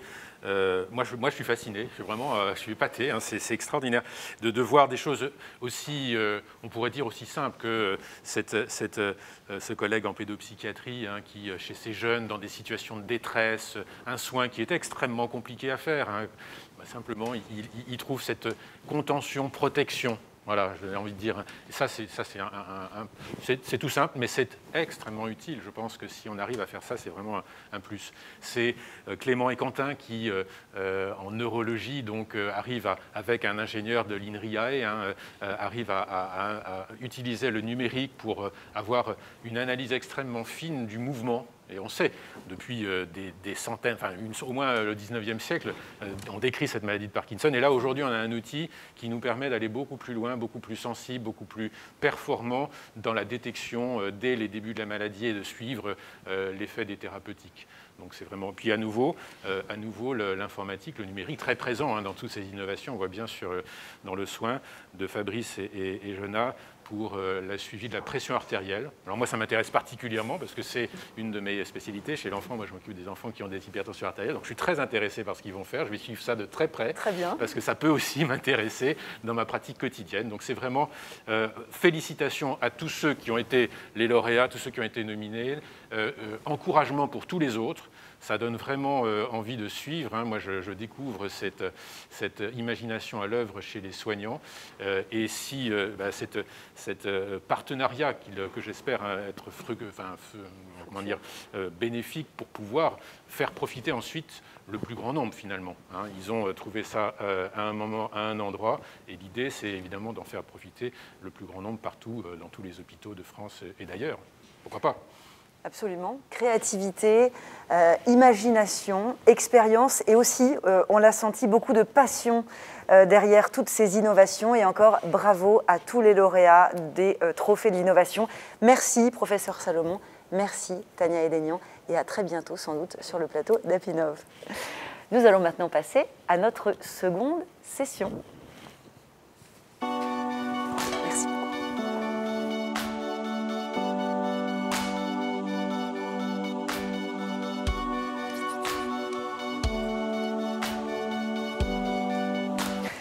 Et nous ouvrons maintenant notre seconde session de la matinée. Nous allons voir ensemble quels sont les parcours d'innovation associés aux technologies connectées et aux dispositifs médicaux innovants. Les enjeux, je ne vous l'apprends pas, sont nombreux à l'heure où les objets connectés, évidemment, se multiplient dans notre quotidien et notamment ceux qui génèrent des données de santé. Or, l'objet n'est pas médecin. Et nous avons nous-mêmes d'ailleurs un rapport un peu particulier finalement aux données que génèrent tous ces objets. Alors, comment rationaliser, comprendre, comment accompagner les acteurs du secteur, quel rôle doivent jouer les startups, quel rôle doit jouer l'hôpital, comment innover en respectant la manière dont ces objets peuvent s'insérer dans les parcours de soins. Eh bien, c'est le sujet de la discussion que je vais maintenant ouvrir avec mes 4 invités. Bienvenue à tous les 4. Alors, Éric Vico, vous êtes responsable du CEDM, le Centre d'évaluation des dispositifs médicaux, et de l'unité de recherche clinique Saint-Louis-la-Riboisière, Fernand Vidal, à PHP. Bienvenue. Merci. Marie-Pia Dorto, vous êtes responsable de la plateforme institutionnelle du Digital Medical Hub, le DMH, et PUPH Physiologie à PHP. Bienvenue. Merci, bonjour. Anouk Trancard, vous êtes directrice accès au marché du SNITEM. Je redonne l'acronyme, Syndicat national de l'industrie des technologies médicales. Bienvenue Anouk. Et Cécile Réal, vous êtes serial entrepreneuse, je peux le dire comme ça? Tout à fait. Mais aujourd'hui, vous êtes notamment là parce que vous êtes présidente du fonds d'investissement Medivice et on va en parler dans quelques instants. Bonjour. Alors Marie-Pia Dorto, je vais commencer avec vous. Vous avez co-créé cette plateforme DMH suite en fait à un constat autour des objets connectés. Racontez-nous la genèse finalement de votre réflexion. Elle est partie, enfin cette réflexion a été initiée par 2 choses. D'une part, la constatation que beaucoup de patients, de plus en plus de patients viennent en consultation en disant mon téléphone me dit ceci, ma montre connectée me dit cela, qu'est-ce que vous en pensez docteur, voire même ma montre me dit que je présente telle ou telle pathologie, donc il faut que vous fassiez quelque chose. Et on se trouve désarmé lorsqu'on n'a pas évalué l'objet ou sa pertinence, sa fiabilité en amont. Et puis l'autre constat dans notre pratique quotidienne, j'allais dire, c'est que de plus en plus, ou même de façon très large, notre pratique se digitalise et a fortiori avec le nouvel hôpital qui est en cours de construction au nord de Paris pour donc l'hôpital Nord, le campus Nord, où là l'objectif ambitieux et réaliste est d'en faire un hôpital entièrement connecté. Et donc il me semble, en tout cas, ça a étayé notre réflexion dans la direction de l'évaluation. Et puis, plein de questions ont émergé, se sont cristallisées. Pardon. Non, je vous en prie. Plein de questions et du coup, une approche très holistique. Est-ce que vous pouvez nous expliquer de quoi il s'agit? Absolument. La première question qui émerge tout de suite est de dire est-ce que l'objet que le patient me présente ou que je vais utiliser est-il fiable par rapport à des mesures de référence? Et puis au-delà de ça, on peut continuer en disant mais finalement, en amont de sa fiabilité, est-ce qu'il est compliant en termes de cybersécurité, en termes de respect du RGPD? Est-ce que les réseaux par lesquels l'information va passer sont-ils fiables? Vont-ils déformer l'information? Je pourrais vous en donner un exemple si on a le temps après. Oui. Est-ce que l'utilisation de ces objets va aider le parcours patient? Est-ce que l'utilisation de ces objets est susceptible d'alimenter des représentations inconscientes chez le patient, avec éventuellement alimenter une angoisse hypocondriaque ou alimenter une angoisse paranoïaque? Et puis, l'utilisation de ces objets suppose aussi une réorganisation très profonde des pratiques de soins, tant médicales que non médicales, de mettre en place des plateformes qui permettent de recueillir ce million d'informations, de l'intelligence artificielle derrière qui est capable de traiter et de déclencher des alertes, des signaux pertinents. Et chaque étape, tous ces éléments doivent être évalués. Et donc, il a fallu mettre... très rapidement, il nous est apparu qu'il fallait mettre autour de la table et dans cette plateforme tous les représentants des disciplines concernées que je viens de citer. Tout à fait, jusqu'à des équipes, par exemple, des sciences humaines et sociales. Absolument. Pour qu'on ait un niveau de compréhension parfait, racontez-nous, vous me disiez quand on a préparé cette émission, il y a 3 ans, on a fait un travail sur les balances connectées. Donc, racontez-nous comment ça s'est passé, en fait, et quelles ont été les conclusions. Mais en quelques mots, donc là, on est un petit peu dans la zone grise de l'objet connecté, puisqu'on est sur de l'objet connecté grand public, donc plutôt dans la dimension bien-être et pas dans la dimension santé. Néanmoins, ces balances connectées sont aujourd'hui utilisées dans des réseaux de soins, par exemple dans des réseaux de surveillance d'insuffisance cardiaque ou de patients obèses.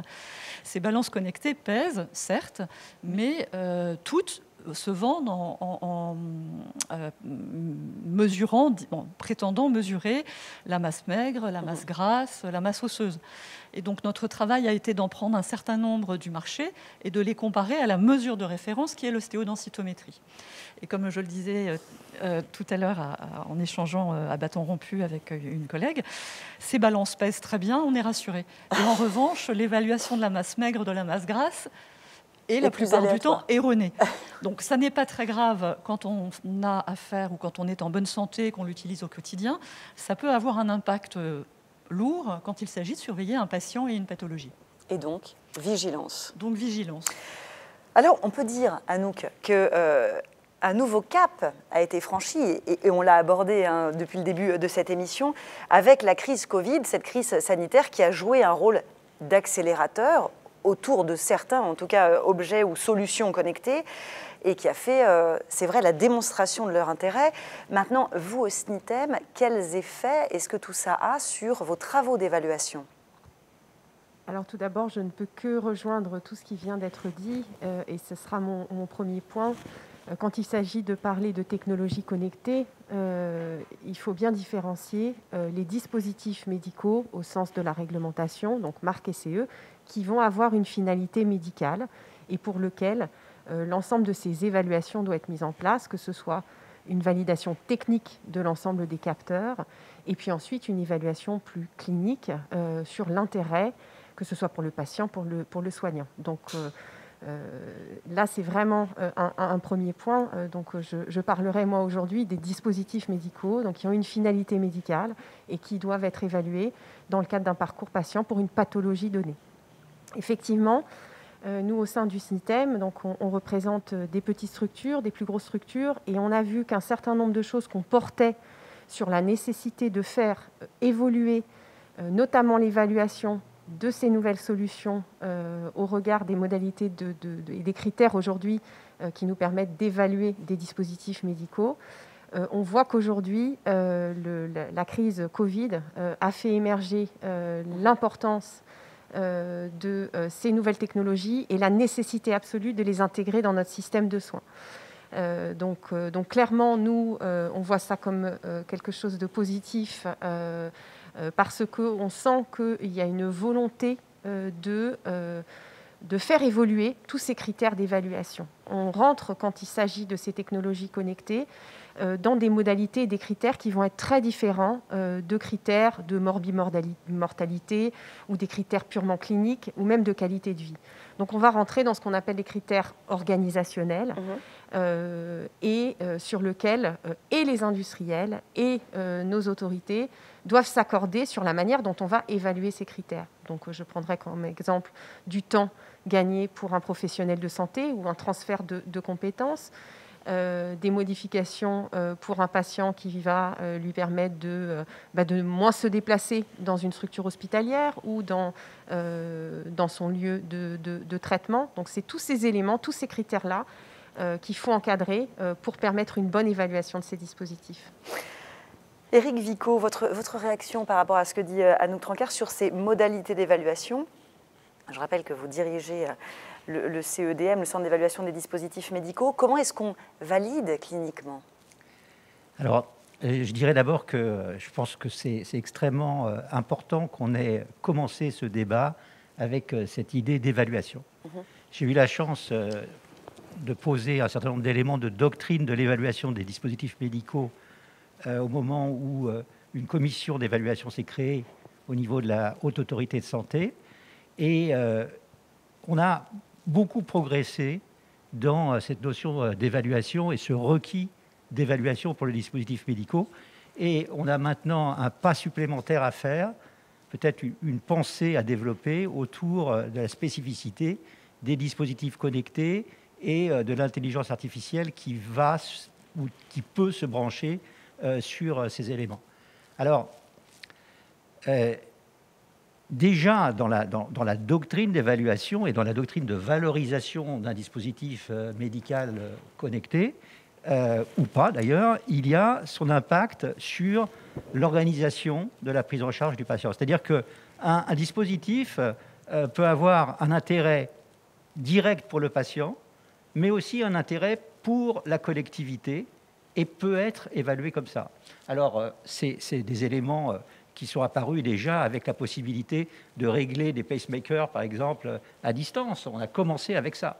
Et maintenant, je veux dire, ce qui était un petit peu on va dire, un créneau extrêmement restreint dans l'évaluation devient de plus en plus important. Et pourquoi c'est important d'évaluer? Parce qu'il ne suffit pas d'être connecté. Il faut aussi que tout le reste du système soit capable de prendre en compte, comme ça a été dit par Marie-Pierre Dorto, prendre en compte d'une façon qualitativement intéressante l'information, qu'elle ne soit pas déformée, et qu'il y ait dans tout le système aussi des récepteurs qui soient capables de recevoir cette information dans les bonnes conditions, de l'interpréter et ensuite de donner les signaux d'action éventuels. Et évidemment, dans tout ça, on est maintenant à un moment où l'IA, l'intelligence artificielle, est capable de prendre une place de plus en plus importante à tous les niveaux.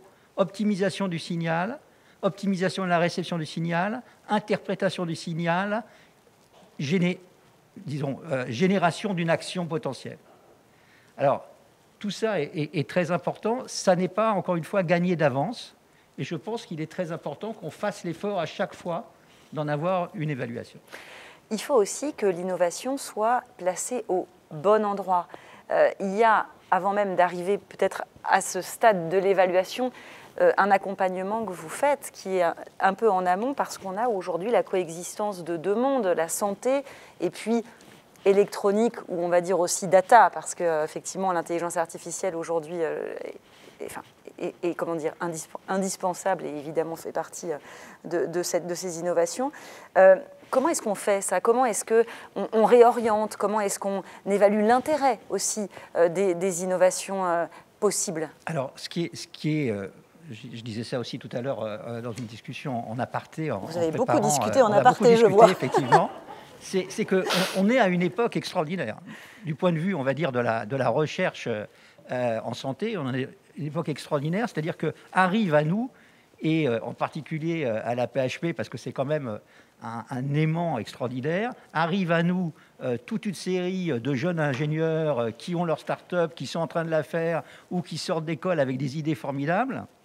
Et effectivement, là-dedans, on a une responsabilité, je dirais, publique, citoyenne, aussi pour le développement du pays, d'aider ces ingénieurs, souvent, ces médecins qui connaissent l'informatique très bien, ces médecins qui ont aussi accès à des outils informatiques formidables.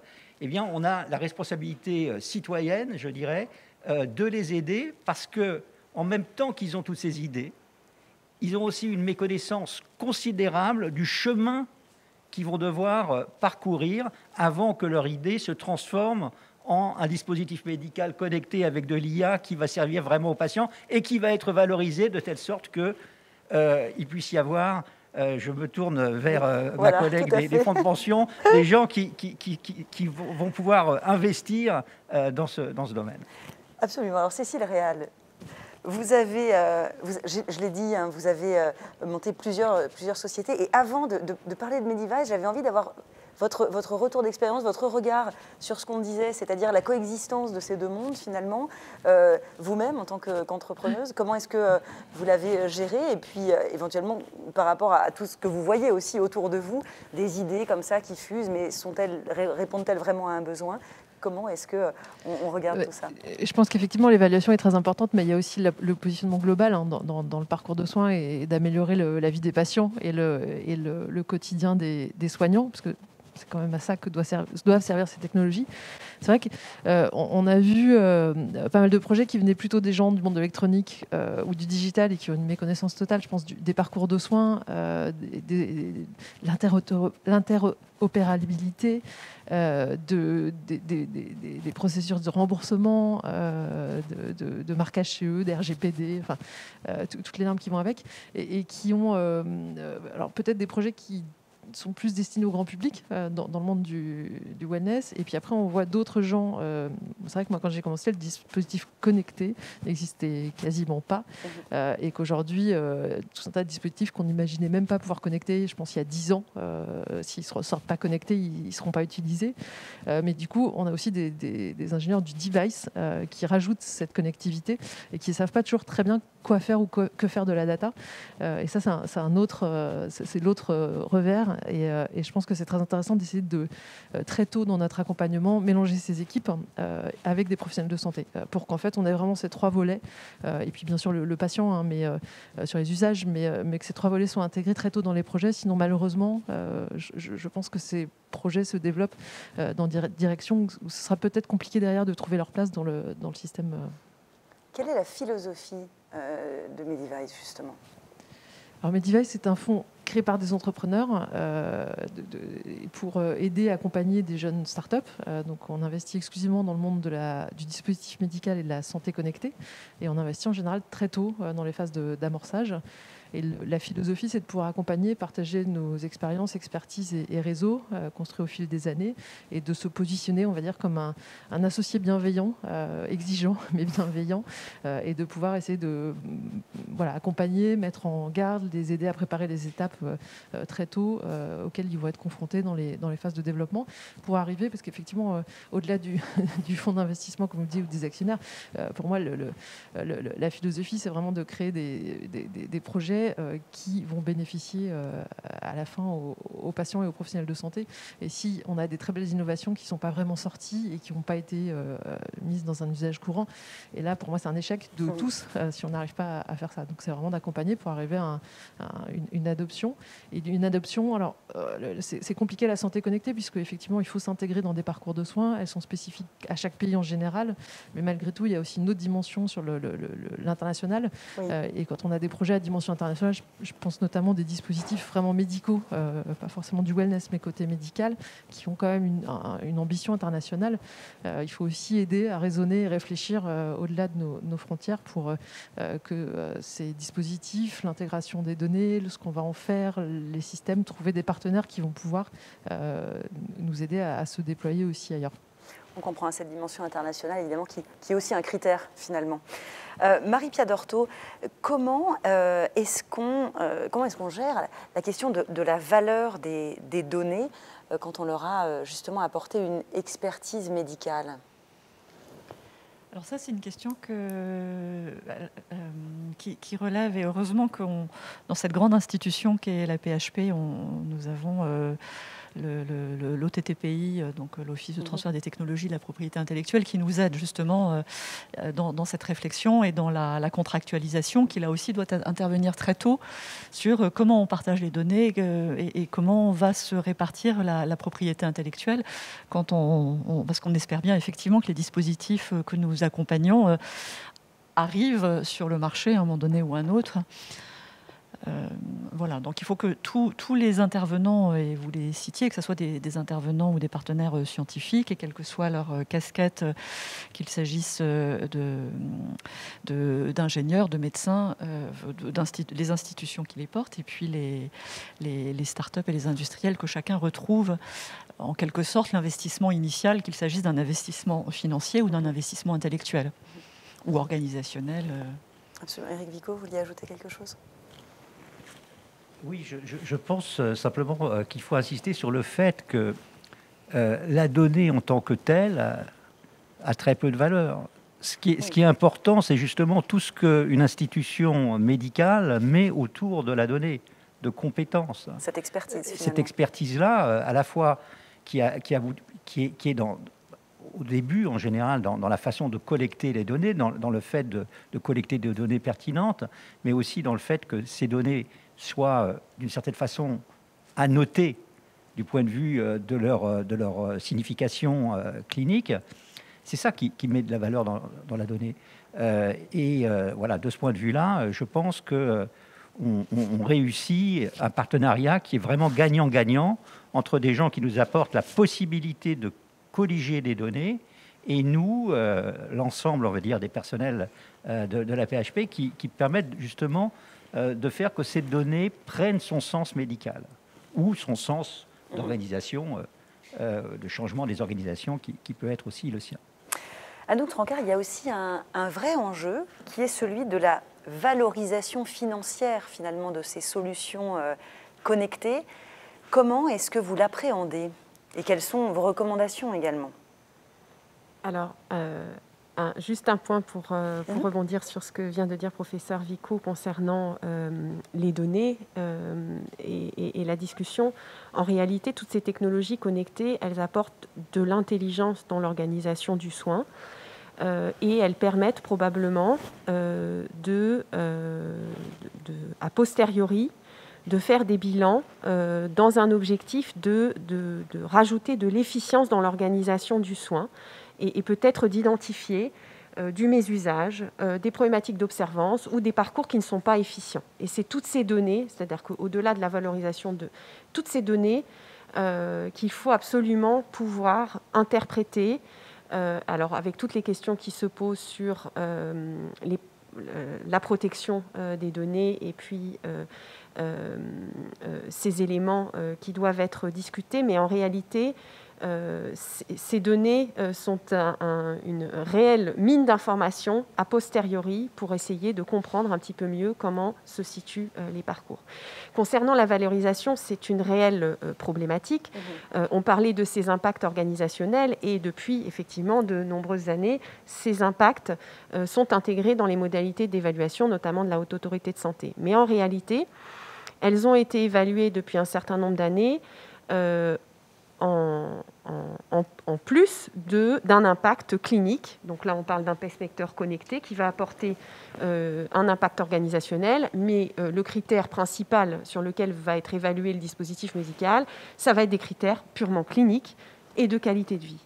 Et donc là, ce qu'il va falloir arriver à passer, c'est de valoriser une nouvelle technologie qui va être purement organisationnelle, avec un impact sur du temps médecin, de l'accompagnement d'un aidant qui va être plus simplifié, et donc de sortir complètement de ces critères qui sont quand même la base d'une valorisation, en tout cas d'une première évaluation, et qui ensuite va donner lieu à une discussion de valorisation. Donc là, vraiment, il y a ces éléments maintenant, et toutes ces technologies connectées. On va voir arriver des technologies connectées qui vont tout d'abord prouver une valeur pour le professionnel de santé, par exemple, l'aider à systématiser un geste.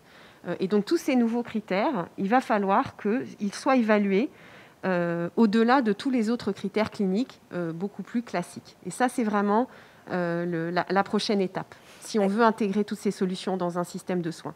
Parce que si on attend que ces solutions, elles fassent la preuve au bout de X années d'un gain en termes de qualité de vie pour le patient ou d'un gain clinique, parce qu'il y en a certaines déjà qui arrivent à prouver cette valeur-là. Mais la première valeur, ça va être des valeurs d'ordre organisationnel, et donc il va falloir les valoriser au-delà de toutes les autres valeurs. Cécile Réal, quel message vous adressez aux startups ? Alors, on est toujours dans le dispositif médical. Donc, c'est pas parce que c'est du dispositif connecté ou de la data qu'on n'est pas, en fait, malgré tout, quand même, dans cette évaluation médico-économique au sens large, et qui fait qu'à la fin, on va effectivement trouver un public.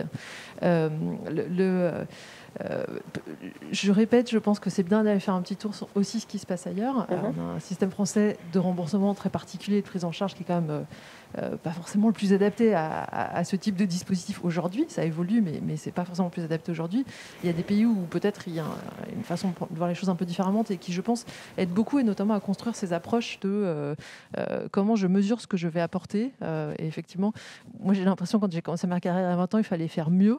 Quand on développe un dispositif, aujourd'hui, il faut faire mieux pour moins cher. Et on est dans la globalité du système de soins et on doit répondre à cette équation qui est assez logique au niveau de ce qui se passe, du vieillissement de la population et des types de pathologies qu'on a.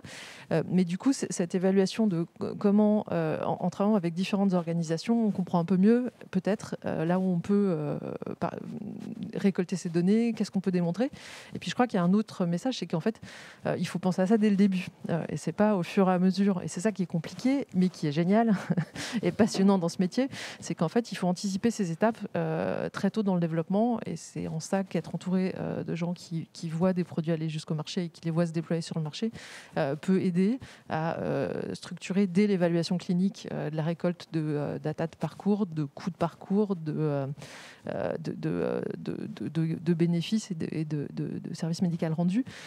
Donc ça me semble très important de pouvoir l'intégrer très tôt et voir ce qui se passe un petit peu ailleurs.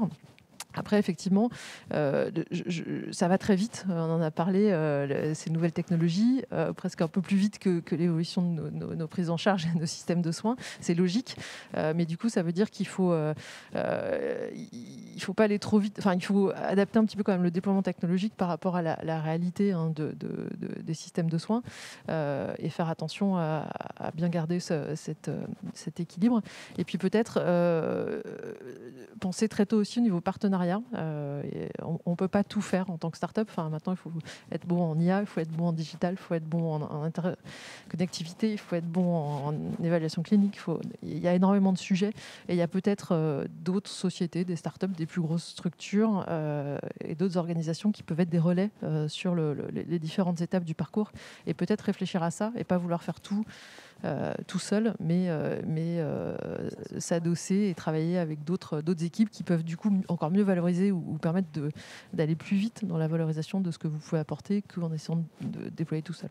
En tout cas, on l'aura compris, effectivement, bien s'entourer, c'est essentiel, et accélérer, comme vous le disiez, mais en respectant une temporalité quand même qui soit correcte et vivable. Ce sera le mot de conclusion de la table ronde. Merci à tous les quatre de nous avoir livré vos témoignages et vos retours d'expérience. Je vais laisser la conclusion de notre 17e édition d'Apinov à Martin Hirsch, qui va me rejoindre sur le plateau. Venez, Martin Hirsch. Je vous cède le pupitre pour l'occasion. Merci beaucoup, merci à tous les intervenants, merci à ceux qui nous suivent. 3-4 choses pour terminer. Premièrement, vous l'avez compris, pendant la crise, l'innovation n'a pas été congelée à moins 80 degrés, elle a été au contraire en ébullition. Et on a essayé de vous montrer comment l'innovation rapide, adaptée, a permis de changer la donne et d'apporter des solutions aux problèmes gigantesques auxquels on était confrontés. Deuxième chose, on l'a vu notamment à travers les trophées de l'innovation encore cette année, l'assistance publique, c'est un terreau d'innovation. Ceux qui y travaillent, quelle que soit leur profession, on a vu des infirmiers, on a vu des médecins, on a vu des masseurs kinésithérapeutes et on pourrait voir d'autres professions ont envie d'innover. Ils ont envie d'innover pour résoudre les problèmes auxquels ils sont confrontés parce qu'ils sont proches des patients, parce qu'ils les voient tous les jours, parce qu'ils ont des problématiques qu'ils connaissent depuis des années, ils veulent y trouver des solutions. Et donc ce terreau existe, il est puissant, il est diffus et il est dynamique. Troisième chose, vous l'avez vu, l'assistance publique s'est outillée pour répondre aux défis de l'innovation. On a vu l'Institut Carnot, on a vu le Digital Medical Hub, on a vu le Hub Innovation que nous mettons en place cette année, on a vu les plateformes que l'on met, on a vu les différents centres d'évaluation. Donc on est outillé pour répondre à l'innovation. Et dernière chose, notre souhait, c'est que ces innovations soient nombreuses et qu'elles aillent jusqu'à leur terme, qu'elle soit diffusée, qu'elle soit utile au plus grand nombre. Et pour ça, on ne peut pas le faire tout seul. On ne peut le faire qu'avec des partenaires industriels, avec des partenaires académiques, avec des partenaires fondamentaux, avec des partenaires des autres disciplines. Et je suis persuadé qu'année après année, on pourra voir le fruit de ce travail et que les patients bénéficieront de ces innovations. C'est les patients qui nous ont conduits à nous dépasser et c'est ceux qui nous conduiront à continuer à nous dépasser. Merci beaucoup. Merci Martin Hirsch. Ainsi s'achève cette 17e édition d'Apinov. C'était un plaisir de vous accompagner. Merci à toutes et tous de nous avoir suivis en nombre aujourd'hui pour cette session en distanciel. Merci à tous les invités également qui sont venus ici en studio pour témoigner. Je vous rappelle qu'à 14h30, vous pouvez vous reconnecter évidemment pour suivre vos rendez-vous d'affaires. Je vous souhaite une très bonne journée.